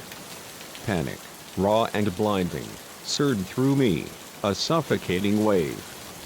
This couldn't be happening. This was the stuff of nightmares, of cautionary tales told around campfires. This didn't happen in real life. Not to me. But it was happening. And I knew, with a terrifying, absolute certainty, that if I didn't do something, anything, right now, in this very instant, I might not live to see the agonizing light of morning. I glanced around frantically, desperately, my eyes darting, searching for something, anything, I could use as a weapon. My purse lay at my feet, a small, unassuming lump. Inside, I knew, was a small, concealed canister of pepper spray, my mother's insistent, nagging gift. If I could just reach it, just grasp it, without him noticing, John was saying, his tone unnervingly conversational, as if we were old friends, casually catching up. I've been driving this stretch of road for years. You'd be amazed how many pretty young things I've helped out. Always so grateful. So trusting. I forced myself to remain calm, to keep him talking, to buy myself precious seconds, while I slowly, painstakingly, inch by excruciating inch, moved my trembling hand towards my purse. And what happened to them? I asked, hating the raw, desperate tremor in my voice, afraid of the answer, yet needing, desperately, to keep him distracted, his predatory gaze fixed elsewhere. He laughed, a chilling, guttural sound that sent renewed shivers down my spine. Oh, they're still around. Parts of them, anyway. Scattered across these fields. Feeding the wheat that feeds the nation. Poetic, don't you think? My fingers, numb with a desperate terror, finally closed around the cold, reassuring metal of the pepper spray. I took a deep, shuddering breath, steeling myself for the brutal, terrifying act I knew I had to commit. You know what I think? I said, my voice, astonishingly, gaining a newfound firmness. He turned to look at me, his eyebrow raised, a flicker of cold curiosity in his eyes. What's that, sweetheart? In one fluid, desperate motion, I raised the pepper spray and emptied the entire canister, a blinding, choking cloud, directly into his face. John howled, a guttural shriek of raw pain and blinding anger, the truck swerving violently, wildly, across the road. I braced myself, my arms instinctively flung out, slamming against the dashboard, as we careened wildly off the paved road. bumping violently over uneven, unseen ground before coming to a jarring, sickening stop. I didn't wait. Not for a single heartbeat. I unlocked the door, my fingers numb and fumbling, and flung myself, desperately, violently, out of the truck, hitting the ground hard, a jarring impact that sent a fresh wave of pain shooting through my shoulder. But adrenaline, pure and raw, propelled me to my feet. I ran. I ran like I'd never run before, my lungs burning with fiery agony, and my heart pounding so ferociously I thought it might burst from my chest. I could hear John behind me, his furious shouts echoing through the night, a torrent of chilling threats that made my blood run cold, but I didn't look back. I just ran. I don't know how long I ran for. It felt like an eternity, like hours. My legs were on fire, each breath a stabbing, agonizing pain in my chest. But fear, a relentless, powerful engine, kept me going, pushing me far, far beyond what I ever thought I was capable of. Finally, mercifully, I saw lights in the distant darkness. A gas station. Its fluorescent glow, a harsh, yet unbelievably beautiful beacon of hope in the suffocating blackness. I stumbled towards it, relief, a powerful, overwhelming wave, flooding through me as I saw people, cars, undeniable signs of life and, most importantly, safety. I burst through the automatic doors, gasping, raggedly, for air, and yelled, my voice raw and hoarse, for the sleepy-looking clerk to call the police. The next few hours passed in a disorienting, hazy blur. Police arrived, their flashing lights painting the mundane interior of the gas station in a macabre ballet of red and blue. They took my statement, their faces grim, their voices calm and professional, trying to piece together the horrifying fragments of my ordeal. They found my car where I'd left it, a forlorn, broken shell, towed to a local garage for forensic examination. Of John, there was absolutely no sign. They told me they'd keep looking, their voices tinged with a grim, unspoken finality, but the weary, somber looks on their faces told me, with crushing certainty, that they didn't have much hope of ever finding him. As dawn broke, painting the sky in a gentle, reluctant light, I sat in a small, anonymous town diner, nursing a single cup of coffee that had long since gone cold and bitter. I was alive. I had survived. But I knew, with a profound, aching certainty, that I would never, ever be the same. The open road, once a glorious symbol of unbounded freedom and limitless possibility, now felt threatening, teeming with unseen dangers. Every stranger, every fleeting shadow, became a potential threat, a harbinger of unseen menace. The world, once vibrant and hopeful, had transmuted into a much darker, infinitely scarier place. But I had also, in the brutal crucible of that night, discovered a raw, unyielding strength within myself, a wellspring of resilience I never knew I possessed. When faced with unimaginable terror, with the cold grip of certain doom, I had fought back. I had survived. As I watched the sun, a fiery phoenix, rise over the endless, shimmering Kansas wheat fields, I made a silent, solemn promise to myself. I would not let fear, corrosive and paralyzing, rule my life. I would be cautious, yes, meticulously so. But I would not, absolutely not, let one evil man, a phantom in the night, rob me of my inherent sense of adventure, my fundamental trust in humanity. I started my car, its engine purring, miraculously, freshly repaired, and pulled back onto the highway. The road stretched out before me, an endless ribbon of asphalt, full of possibilities, and yes, potential dangers. But I was ready. Ready to face whatever came my way. Because sometimes, the most profoundly important journeys are not the ones that lead to a destination, but the ones that savagely, irrevocably, show us who we truly are.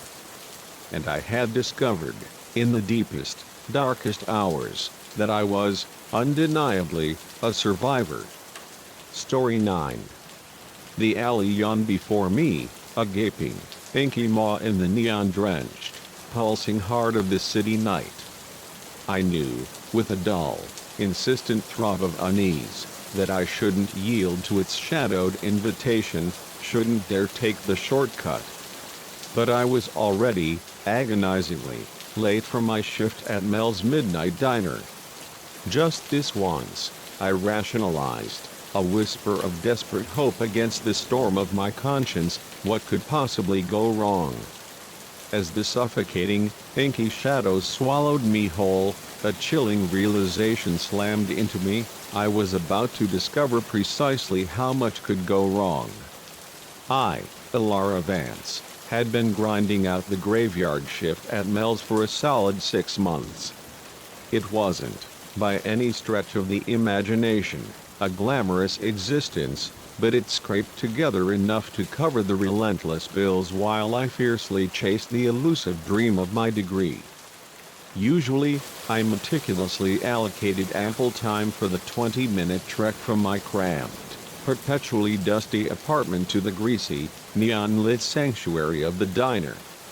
But tonight, a desperate, last-minute cram session for a colossal, make-or-break exam had cruelly stolen my precious minutes, and now, I was hopelessly, irretrievably, late. The main streets, even at this late, forgotten hour, still thrummed with a restless, chaotic energy. Cars honked, a discordant symphony of impatience, music blared, a pulsating, vibrant heartbeat from unseen bars, and the sidewalks, a tapestry of humanity, were dotted with weary souls clinging to the last vestiges of the warm summer night. Any other time, I might have indulged in the city's vibrant, untamed nightlife, a silent observer of its raw, visceral beauty. But tonight, all I could conjure was the terrifying image of Mel's grizzled face, his booming voice, as he inevitably chewed me out for my tardiness. That's when my desperate, frantic eyes seized upon it, the alley. A narrow, inviting gap, a deceptive promise of salvation, wedged tightly between two looming, anonymous buildings.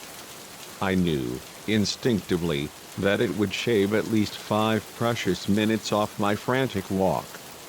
I had always, meticulously avoided it before, my conscience a dutiful echo of my mother's stern, unwavering warnings about the insidious dangers of dark alleys and the lurking menace of strangers. But tonight, desperation, a cold, unyielding hand, ruthlessly crushed caution beneath its heel. I took a deep, fortifying breath, a desperate gulp of courage, and plunged headfirst into the suffocating darkness. The cacophonous symphony of Main Street faded almost immediately, as if a switch had been thrown, mercilessly replaced by an eerie, profound quiet. Only the occasional, rhythmic drip of unseen water, a melancholic cadence, and the frantic, furtive scurry of unseen creatures dared to break the oppressive stillness. The air, thick and cloying, pressed in on me, heavy with the stench of decaying garbage and something else, something I couldn't quite identify, something vaguely metallic and unsettling. I quickened my pace, my worn boots hammering a frantic rhythm against the unseen pavement, my footsteps echoing ominously off the narrow, oppressive walls. The faster I navigated this shadowed labyrinth, the better. I was barely halfway through, my heart already a frantic drum, when I heard it. Another set of footsteps. Heavier than mine. Coming from directly behind me. My heart rate spiked. a panicked bird trapped in a cage, but I desperately ordered myself to stay calm. It was probably just someone else, another desperate soul, taking a shortcut. Nothing to worry about. But then, I heard another set of footsteps. And another. I risked a quick, terrified glance over my shoulder, and my blood, a glacial river, ran instantly cold. 3 men. They were following me, their grim faces hidden in the oppressive shadows, but their predatory intent was chillingly clear in the unsettling, almost feral way they moved. I walked faster, my hands clenched into desperate, trembling fists at my sides. The distant, shimmering exit of the alley, a beacon of fragile hope, seemed impossibly far away. I could hear the men behind me picking up their pace too, their hurried footsteps echoing louder now, no longer even attempting to feign subtlety. "Hey, sweetheart," one of them called out, his voice rough, mocking, a guttural sneer. "Where you off to in such a hurry?" I didn't respond. Couldn't respond. I just kept walking, my eyes fixed, a desperate laser, on the distant, ethereal glow of the street ahead. Maybe, just maybe, if I ignored them, they would simply tire of the game and leave me alone. But then, a hand, strong and brutal, clamped down savagely on my arm, yanking me violently backwards. I spun around, disoriented and terrified, coming face to face with my pursuers. Up close, in the dim, treacherous light, I could see them clearly. 3 men, all of them larger, bulkier than me, their eyes hard and cold, their smiles cruel, predatory slits. "Didn't your mama teach you it's rude to ignore people?" The one still holding my arm sneered, his breath a foul, putrid concoction of stale alcohol and cheap cigarettes. I tried to pull away, to wrench myself free, but his grip, like an iron vice, tightened further, mercilessly. "Please," I stammered, hating the raw, pathetic whimper of fear in my voice, the way it sounded so small, so utterly vulnerable. "I'm late for work. I don't want any trouble." They laughed. A harsh, guttural sound that echoed, chillingly, off the narrow, suffocating alley walls. "Hear that, boys?" The leader growled, his voice thick with malicious amusement. "She doesn't want any trouble. Well, ain't that just too bad?" Fear, a cold, suffocating tide, coursed through me, paralyzing my thoughts, making it impossible to formulate any coherent plan. I knew I should scream, run, fight, do something, anything. But I felt utterly paralyzed, frozen in the cold grip of terror, like a small, helpless rabbit caught in a predator's trap. The man holding me shoved me brutally against the cold, unforgiving wall, his face inches from mine, his eyes gleaming with a sick triumph. "Now, why don't you hand over that pretty little purse of yours, and maybe we'll just let you go." I clutched my bag tighter, my knuckles white, a desperate, protective vice. It contained not just my meager wallet, but my cherished textbooks, my meticulously scribbled notes, everything, absolutely everything, I needed for my terrifyingly important exam tomorrow. "No," I said, surprised, profoundly surprised, by the sudden, unwavering firmness in my own voice, by the raw, defiant power of that single word. His eyes narrowed, instantly, dangerously. "No, I don't think you understand the situation here, sweetheart. We're not asking." He reached for my bag, his fingers closing in, but something deep within me snapped. Perhaps it was the sheer, paralyzing fear. Perhaps it was a surge of righteous, incandescent anger at being so brutally cornered. so utterly helpless. But suddenly, with a desperate, primal surge, I was done being the victim. I brought my knee up hard, a swift, brutal arc, catching him squarely, sickeningly, in the groin. He let out a pained, guttural grunt, doubling over, gasping for air. Not wasting a precious second, I shoved past him, a frantic blur, and ran.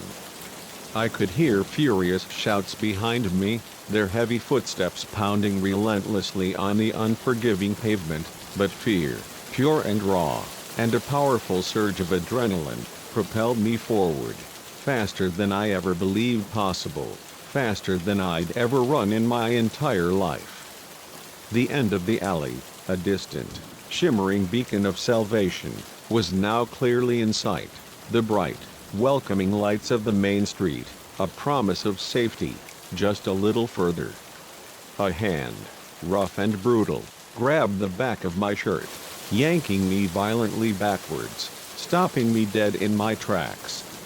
I stumbled, nearly falling, but somehow, miraculously, managed to keep my feet beneath me. I spun around, my heart hammering, coming face to face with one of the men, his eyes wild with unadulterated anger, his hand raised, poised to strike. Without thinking, acting purely on desperate instinct, I swung my bag, a heavy, desperate weapon, with every last ounce of my strength. The heavy textbooks, of brutal, dense weight, connected with the side of his head with a satisfying, sickening thud. He staggered back, dazed, a grunt of pain escaping his lips. I turned and ran again, my lungs burning, a fiery, agonizing inferno, and my heart pounding so ferociously I thought it might burst from my chest. I could clearly see people on the main street now, their faces illuminated by the harsh, indifferent glow of street lights, utterly oblivious to the terrifying drama unfolding in the deep, consuming shadows of the alley. Help! I shrieked, my voice raw and desperate, a primal scream for salvation, as I burst out onto the sidewalk, tumbling into the unexpected, blessed light. Someone, please, help me. Heads turned. People stopped in their tracks, their faces a mixture of confusion and dawning horror. And behind me, I heard the sudden, welcome sound of retreating footsteps as my attackers, like malevolent phantoms, melted back into the impenetrable shadows of the alley. A couple rushed over, their faces etched with concern, the woman putting a comforting arm, a balm of human kindness, around my trembling shoulders while the man peered, warily, down the dark maw of the alley, his phone already in hand as he dialed the police. It was over. I was safe.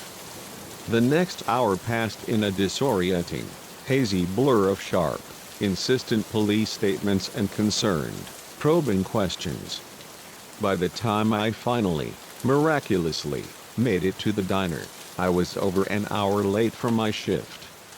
But when Mel, his grizzled face a mask of initial gruffness, saw my tear-streaked face and the stoic police officer accompanying me, his usual hardened demeanor softened, undeniably, heartbreakingly. "Good Lord, kid," he boomed, his voice surprisingly gentle, ushering me to a quiet booth.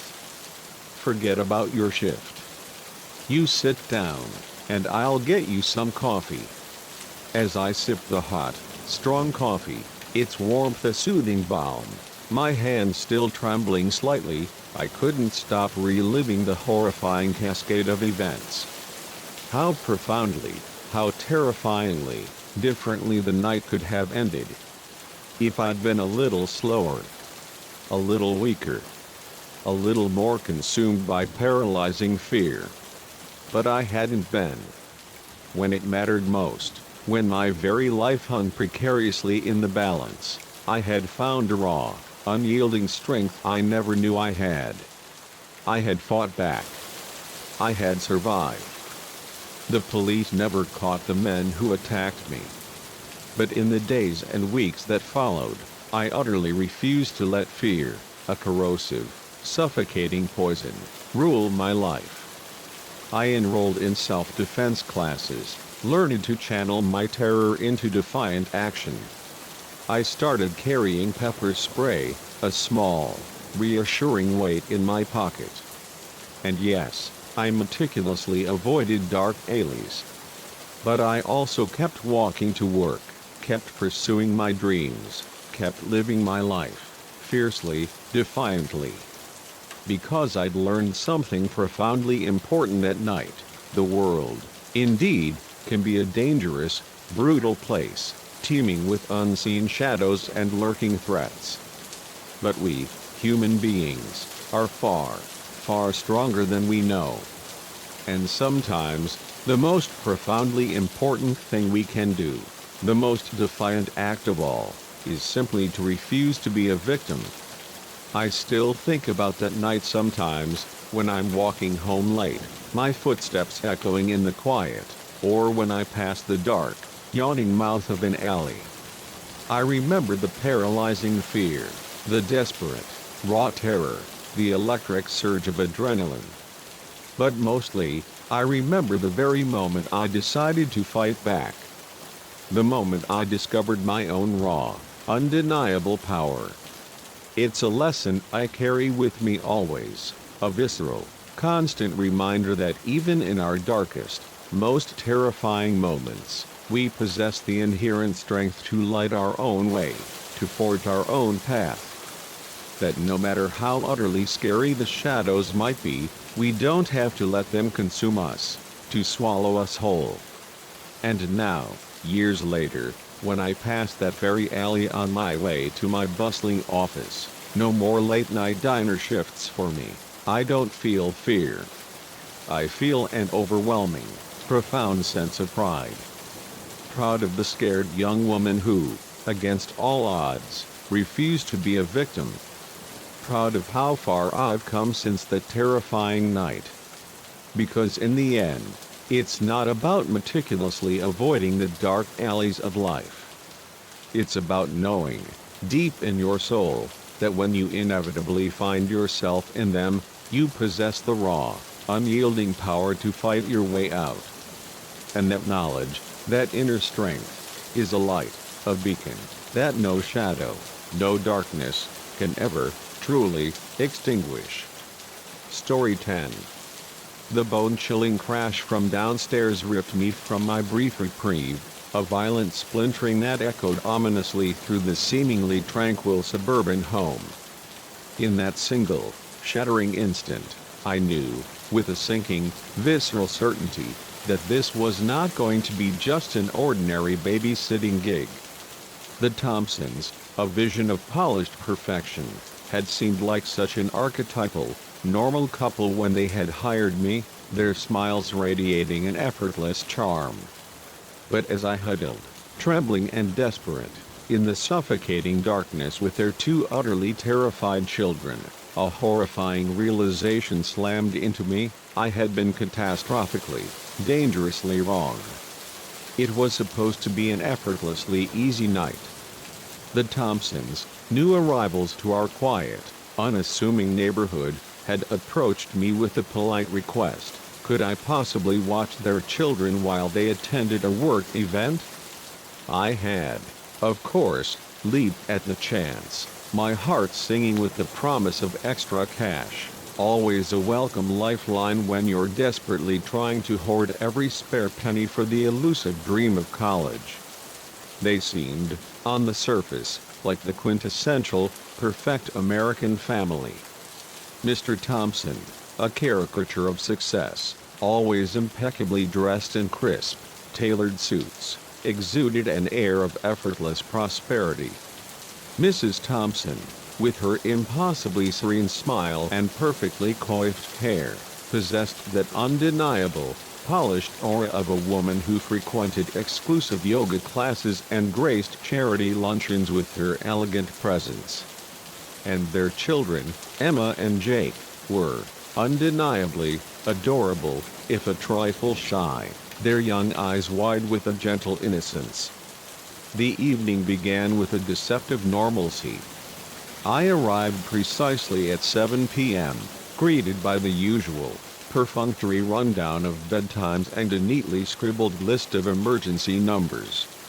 Mrs. Thompson, one now recall with a chilling clarity, seemed a touch on edge, a subtle flicker of apprehension in her eyes, but I had, in my naivete, dismissed it as nothing more than typical new mom jitters, the understandable anxiety of leaving her precious offspring with a sitter for the very first time. "Remember," Mr. Thompson had intoned, his voice low, a curious intensity in his eyes that struck me, even then, as vaguely odd, "don't answer the door or the phone." I had merely nodded, my face a mask of reassurance, and confidently assured him that everything, absolutely everything, would be perfectly fine. For the first few blissful hours, it was. I immersed myself in the comforting normalcy of childhood, engaging Emma and Jake in lively board games, orchestrating their dinner, and meticulously preparing them for bed. It was just after 9 p.m., and I was finally settling onto the plush couch, my feet aching pleasantly, anticipating a quiet hour or two lost in the gentle glow of the TV, when I heard it. A loud, brutal crash from downstairs, followed immediately by the terrifying, unmistakable sound of breaking glass. My heart, a frantic bird, leaped into my throat, choking off my breath. Had someone broken in? Should I call the police?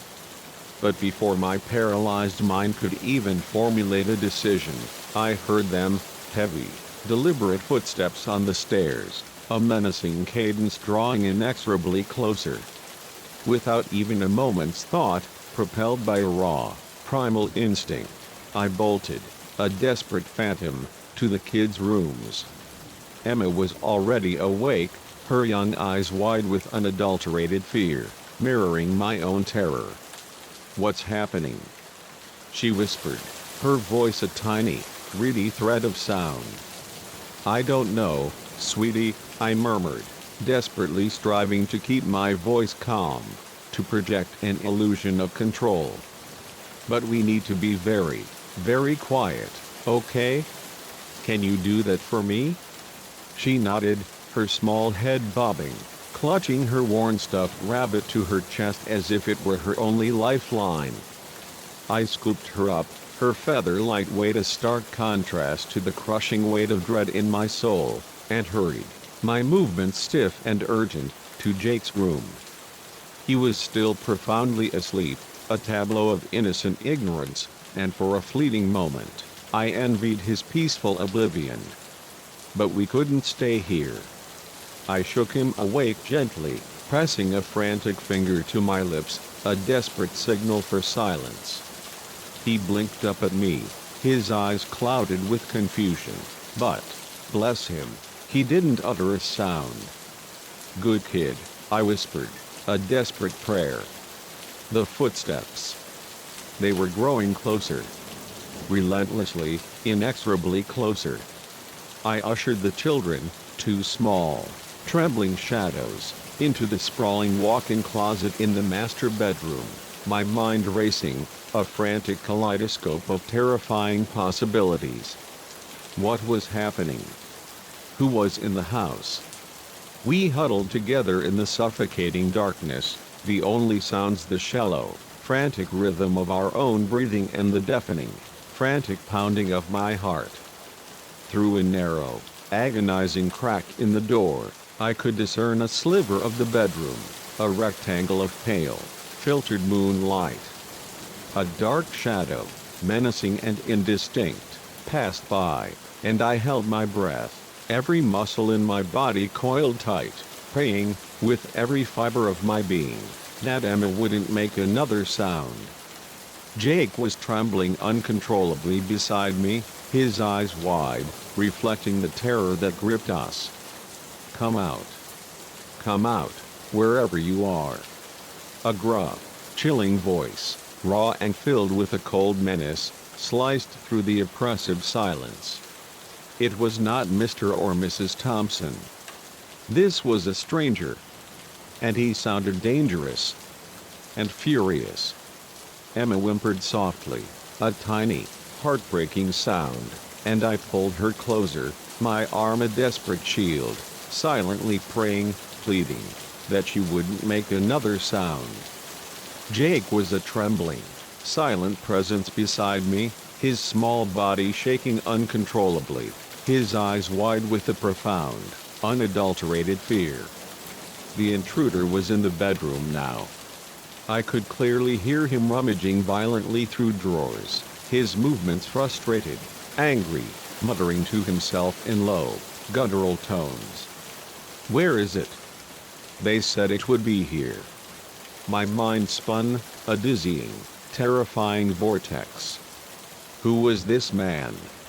What, in God's name, was he looking for? And why did he believe it would be in the Thompsons' house? Suddenly, jarringly, a cell phone rang, its shrill, insistent chime ripping through the tense silence. The intruder cursed, a low, savage growl, then answered, his voice a harsh whisper. "Yes? No, I can't find it. The place is empty." "What do you mean? Check the kids' rooms." "There aren't supposed to be any kids here." My blood ran instantly, glacially cold. How did he know about the kids' rooms? And why did he believe the house should be empty? The call abruptly ended, and I heard the intruder's heavy, deliberate footsteps, their ominous cadence drawing inexorably closer, moving directly towards the closet. I held my breath, my arms tightening around Emma and Jake, pressing them closer to my pounding heart. This was it. We were going to be found. But then, miraculously, another sound, a symphony of salvation, sliced through the suffocating silence. Sirens. Growing louder by the second. The intruder swore loudly, a guttural, furious curse, and I heard him, his heavy footsteps thundering, run from the room, descending the stairs with desperate speed. I waited, counting slowly, meticulously, to 60 in my head, my nerves screaming, before I dared to move, dared to even breathe. "Stay here," I whispered to the children, my voice a barely audible tremor. "I'm going to check if it's safe." Cautiously, painstakingly, I crept out of the closet and peered, my heart pounding, out the window. Police cars, a beacon of blinding, glorious light, were pulling up outside, their flashing lights painting the quiet, unassuming suburban street in disorienting, pulsating flashes of red and blue. The front door of the house stood wide open, a gaping maw, but there was no sign of the intruder. I grabbed the house phone from the bedside table, my hands shaking violently, and dialed 911. "Emergency services," a calm, professional voice answered. "There's been a break-in," I managed, my voice still trembling, but gaining a fragile strength. "I'm the babysitter. I'm here with 2 children. We're upstairs, and I think the intruder has left, but I'm not sure if it's safe to come down."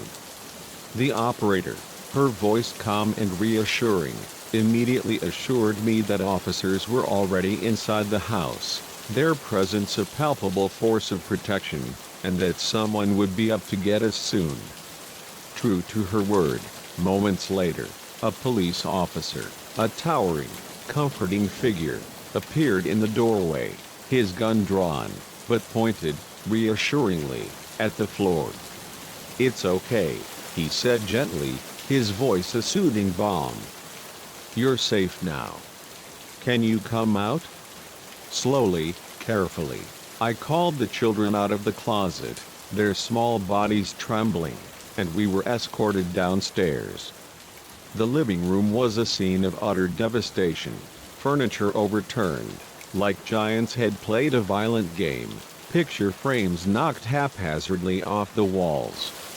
But all I truly cared about, all that truly mattered, was that we were safe. As one officer, his face grim, began to take my statement, another approached me, his expression even more somber. "We need to ask you some questions about the Thompsons," he said, his voice low, hushed. My stomach plummeted, a lead weight. "What about them? Are they okay?" The officer sighed, a sound of profound weariness. "Ma'am, I'm afraid the Thompsons aren't who they said they were. Their real names are David and Sarah Connor. They're wanted for embezzlement and fraud in 3 states." I felt like I'd been punched, brutally, savagely, in the gut. But what about the kids?" I stammered, my voice barely a whisper. "The children are safe," he assured me, his voice gentle but firm. "But I'm afraid they're not actually the Connors' kids. They were kidnapped 6 months ago from their real parents in Ohio." The room spun around me, a dizzying, disorienting vortex. I sank, numbly, onto the couch, desperately trying to process this horrifying, mind-bending information. The perfect family. The idyllic facade. It had all been a complete, insidious lie. And those poor, innocent children. Over the next few grueling hours, the full, horrifying story meticulously unraveled. The Connors, or Thompsons, as they had so deceptively called themselves, had been orchestrating a complex, multi-layered financial scam for years. They had stolen millions, their insatiable greed consuming everything in their path, always one treacherous step ahead of the relentless pursuit of the law. The kidnapped children, the innocent pawns in their elaborate game, had been a cruel, calculated part of their intricate cover, a horrifyingly twisted way to project the illusion of a normal, upstanding, respectable family. The man who had so violently broken in was working for some of the desperate, enraged people they'd scammed, searching for incriminating evidence. He hadn't expected anyone to be home, which was precisely why the Connors had been so vehemently insistent that I not answer the door or the phone. They knew, with a cold certainty, that someone might be coming for them. As for Emma and Jake, whose real, precious names turned out to be Lily and Max, they were, miraculously, reunited with their actual, heartbroken parents the very next day. The raw, overwhelming joy and profound, healing tears on their faces, the desperate, loving way they hugged their real mom and dad, is a moment, a tableau of pure, unadulterated love, that I will, truly, never, ever forget. In the harrowing aftermath, I was, perhaps foolishly, hailed as a hero for my actions, for instinctively protecting the children. But I didn't feel like a hero. I felt naive, foolish, for not seeing through the Connors' insidious charade, for being so easily deceived. And I felt utterly heartbroken for Lily and Max, whose innocent world had been brutally, irrevocably turned upside down, not once, but twice. The entire experience changed me. Profoundly. Permanently. I became more cautious, my senses sharpened, my observations keener. I learned, with a brutal, visceral clarity, that appearances can be profoundly deceiving, and that sometimes, the most dangerous, insidious predators are the ones who look the most normal, the most unassuming.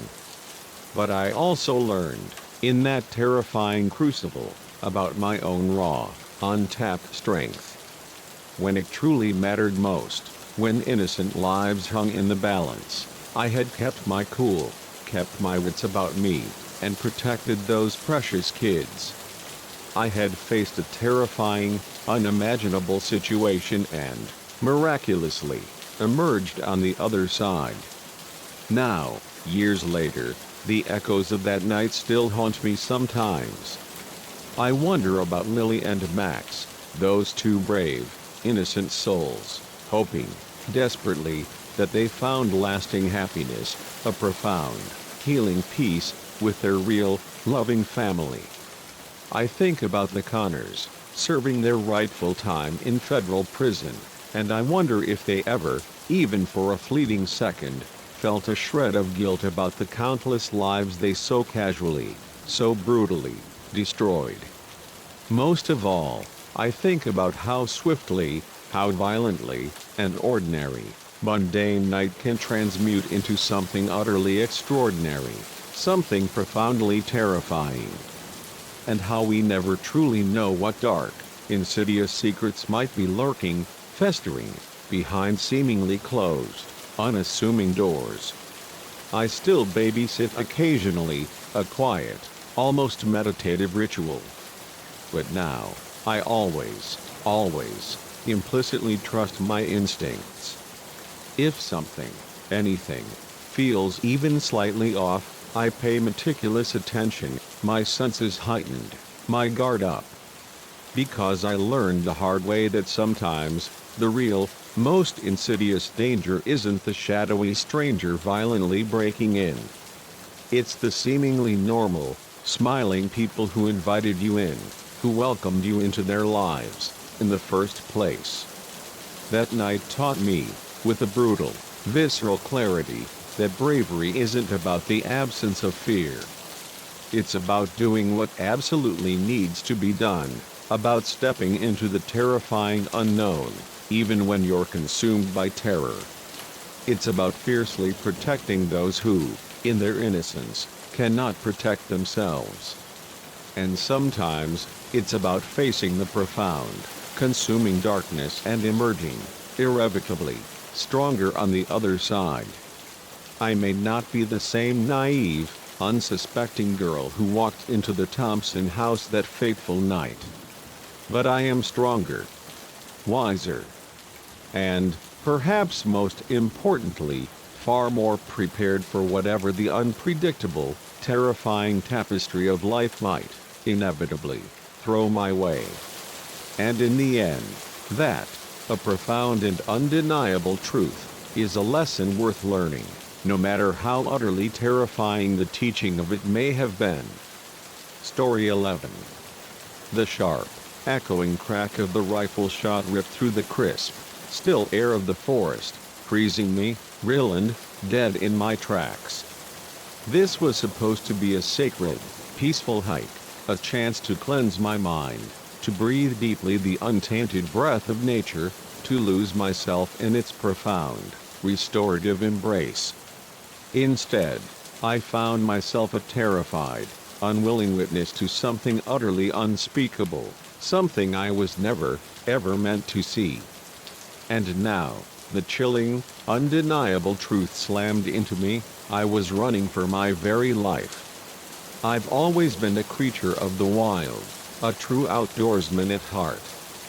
Growing up in a small, unassuming town nestled intimately against the ancient, brooding Appalachian Mountains, I spent more time lost in the whispering woods than I did within the stifling confines of my own backyard.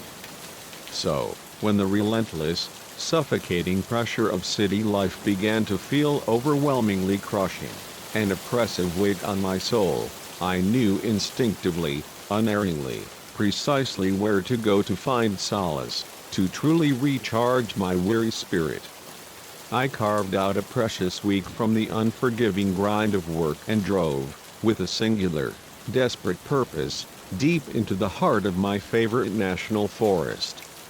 The plan, simple and profound, was my ultimate escape.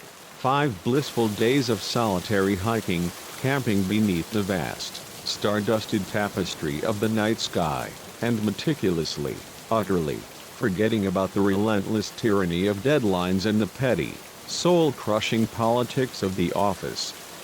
I should have known, with a bitter, cynical certainty, that nothing in this brutal, unpredictable life ever goes according to a meticulously crafted plan. The first 2 days unfolded like a perfect, unblemished dream, a pristine tableau of natural beauty.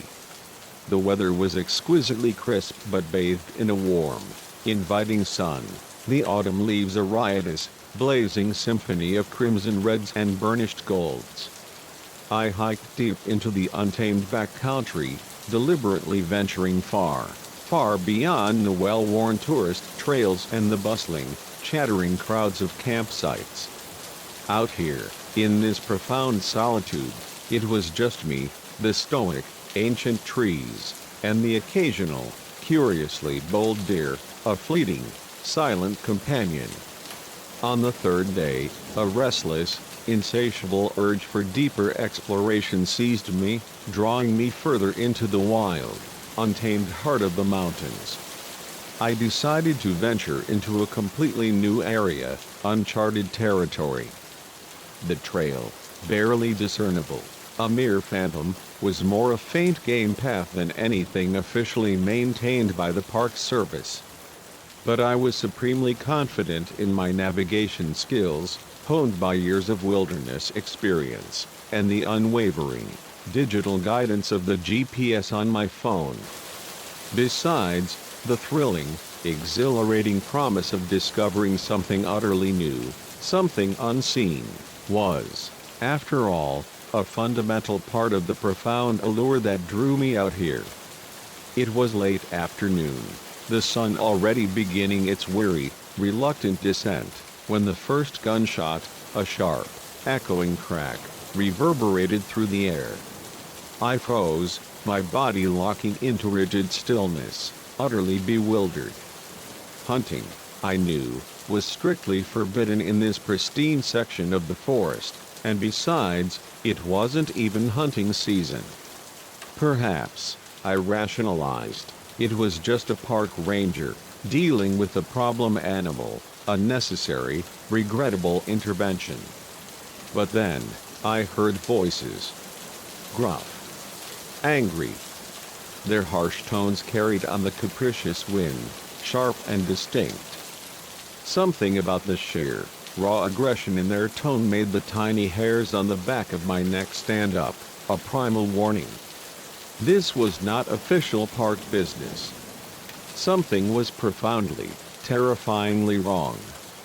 Curiosity, that insidious, irresistible siren, warred violently with the powerful, primal urge for caution. The smart thing, the logical, self-preserving thing, would have been to turn around, immediately, and retrace my steps, to flee as fast as my legs could carry me. But I've never, ever, been accused of consistently doing the smart thing. Moving as quietly, as stealthily, as a shadow, I crept, painstakingly, towards the voices. The dense, concealing forest thinned out into a small, unexpected clearing. Crouching low, my heart hammering like a trapped bird, behind the massive, protective trunk of a grand old oak, I peered out at a scene that instantly, utterly, made my blood run cold. 3 men stood in the clearing, grim, imposing figures, all of them armed with rifles. But it wasn't the glint of their cold, metallic weapons that horrified me. No. It was the bodies at their feet. 2 deer, undeniably, brutally killed out of season. And then, something much, much larger. Something monstrous, concealed beneath a dark, ominous tarp. Hurry up and get it loaded. One of the men growled, his voice thick with impatience and brutality. We need to be out of here before any rangers come sniffing around. As they moved, their movements rough and purposeful, to lift the edge of the tarp, it shifted, just enough, revealing, in a horrifying flash, what lay beneath. I had to clamp my hand over my mouth, a desperate, silencing vice, to stifle a gasp, a raw, involuntary cry of horror. It wasn't a deer. It was a bear. A massive, majestic grizzly, its magnificent fur matted with dark, viscous blood. poachers. I was witnessing illegal, brutal poachers in the very act of their heinous crime. My mind raced, a frantic kaleidoscope of terror and desperate resolve. I needed to document this. To report it. As slowly, as quietly, as my trembling hands would allow, I reached for my phone, a desperate, flimsy hope. If I could just get a picture, the snap of a twig. A single, brittle, impossibly loud snap beneath my unsuspecting foot. It echoed through the quiet forest like a deafening gunshot. 3 heads, like predatory birds, whipped instantly in my direction, their eyes narrow, cold, and assessing. What was that?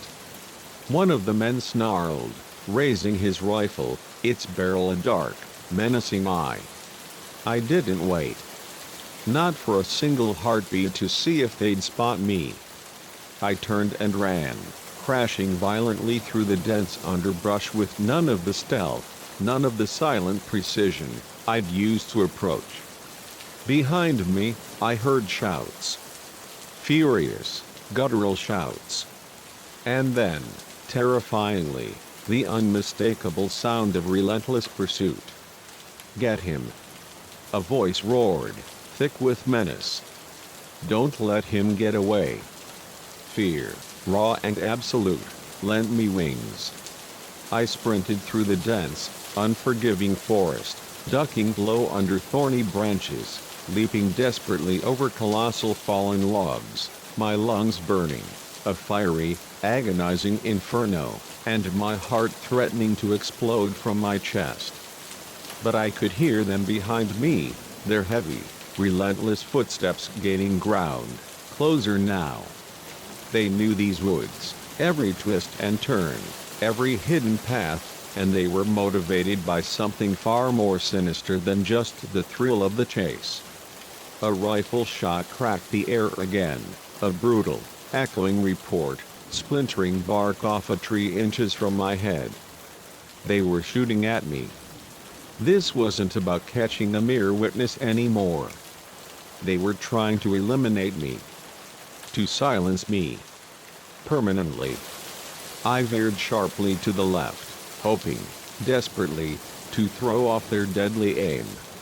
My lungs were burning, screaming in protest, my legs felt like lead, heavy, unresponsive weights, but I dared not, slow down.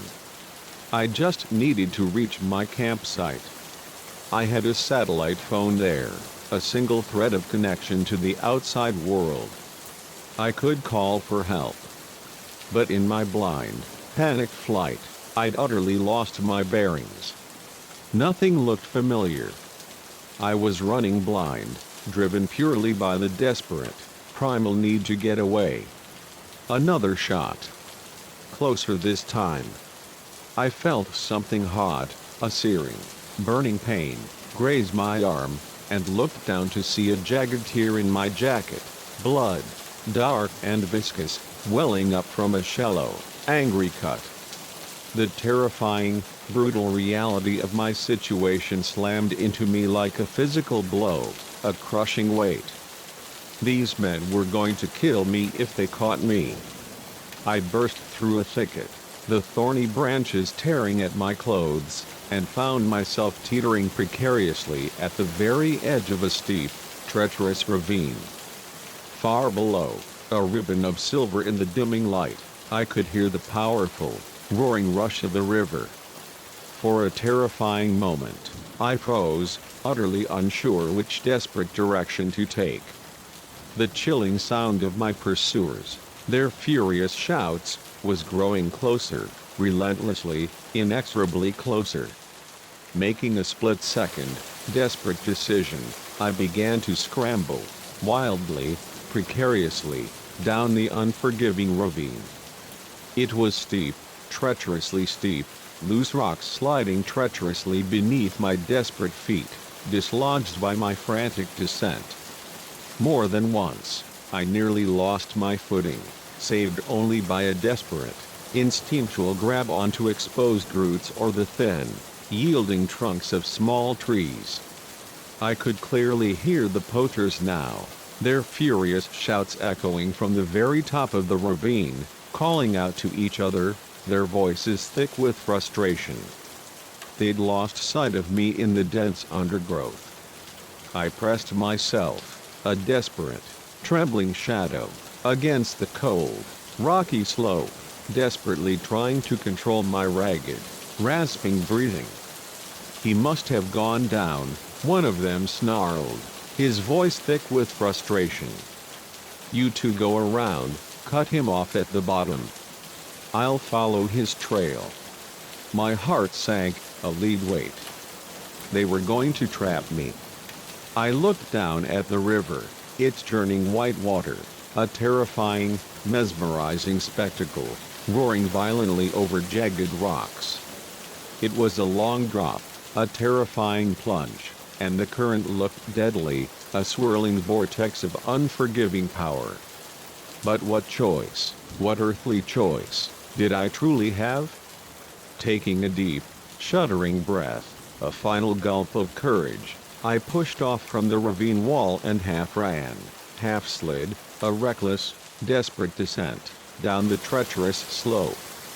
Rocks clattered and tumbled down around me, a noisy, betraying cascade, giving away my precise position.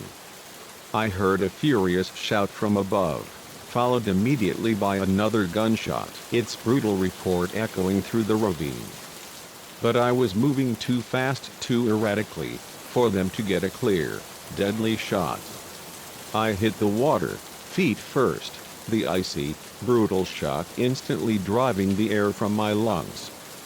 For a terrifying, disorienting moment, I was completely submerged, tumbling violently, helplessly, in the freezing, churning water. Then, the raw, primal instinct for survival savagely kicked in, and I fought my way, gasping, clawing, to the surface, sucking in huge, ragged gulps of air as I was mercilessly swept downstream. Gunshots rang out, their futile reports fading, as I caught fleeting glimpses of my enraged pursuers, running frantically along the bank, their frustrated shouts growing fainter, more distant, as I was carried, relentlessly, out of their deadly range. The next few minutes, or was it hours, blurred into a nightmarish, disorienting kaleidoscope of churning water, sharp, unforgiving rocks, and desperate, agonizing gasps for air. I was battered and bruised, every inch of my body screaming in protest, swallowing mouthfuls of freezing river water, utterly certain, with each passing moment, that it would be my last. Finally, mercifully, the relentless current widened and slowed, its power subtly diminishing. With the last, desperate reserves of my strength, I managed, with a monumental effort, to grab onto a low-hanging branch, its rough bark a salvation, and pull myself, coughing and shaking, to the muddy, rocky shore. I lay there, a broken, trembling heap, on the cold, unforgiving bank, coughing and shivering uncontrollably, for what felt like an eternity, too utterly exhausted to move. As the raw, brutal adrenaline slowly, painfully faded, the chilling reality of my situation painfully, mercilessly, set in. I was alive.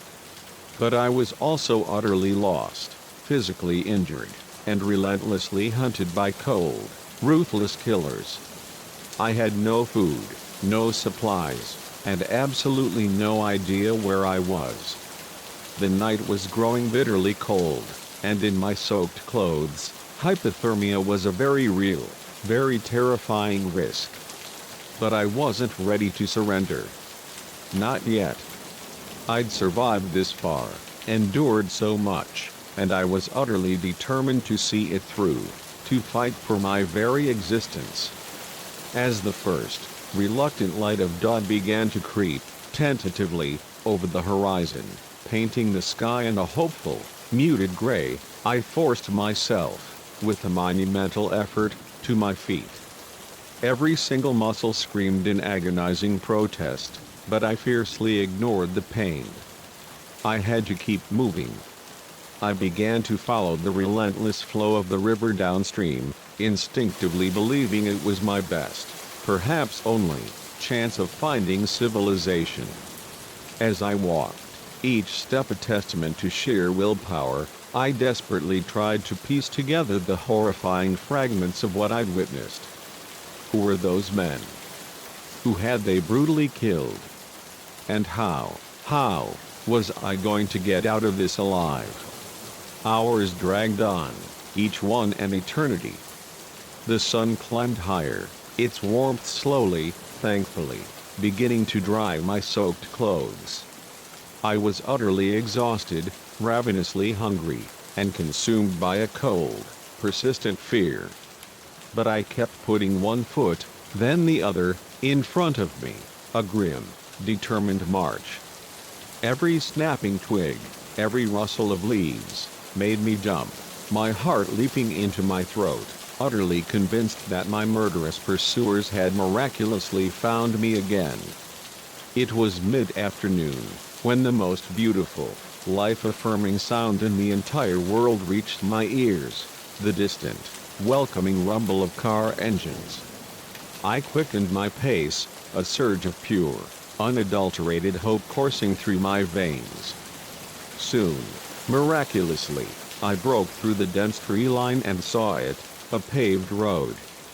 And there, shimmering like a mirage, was a ranger station.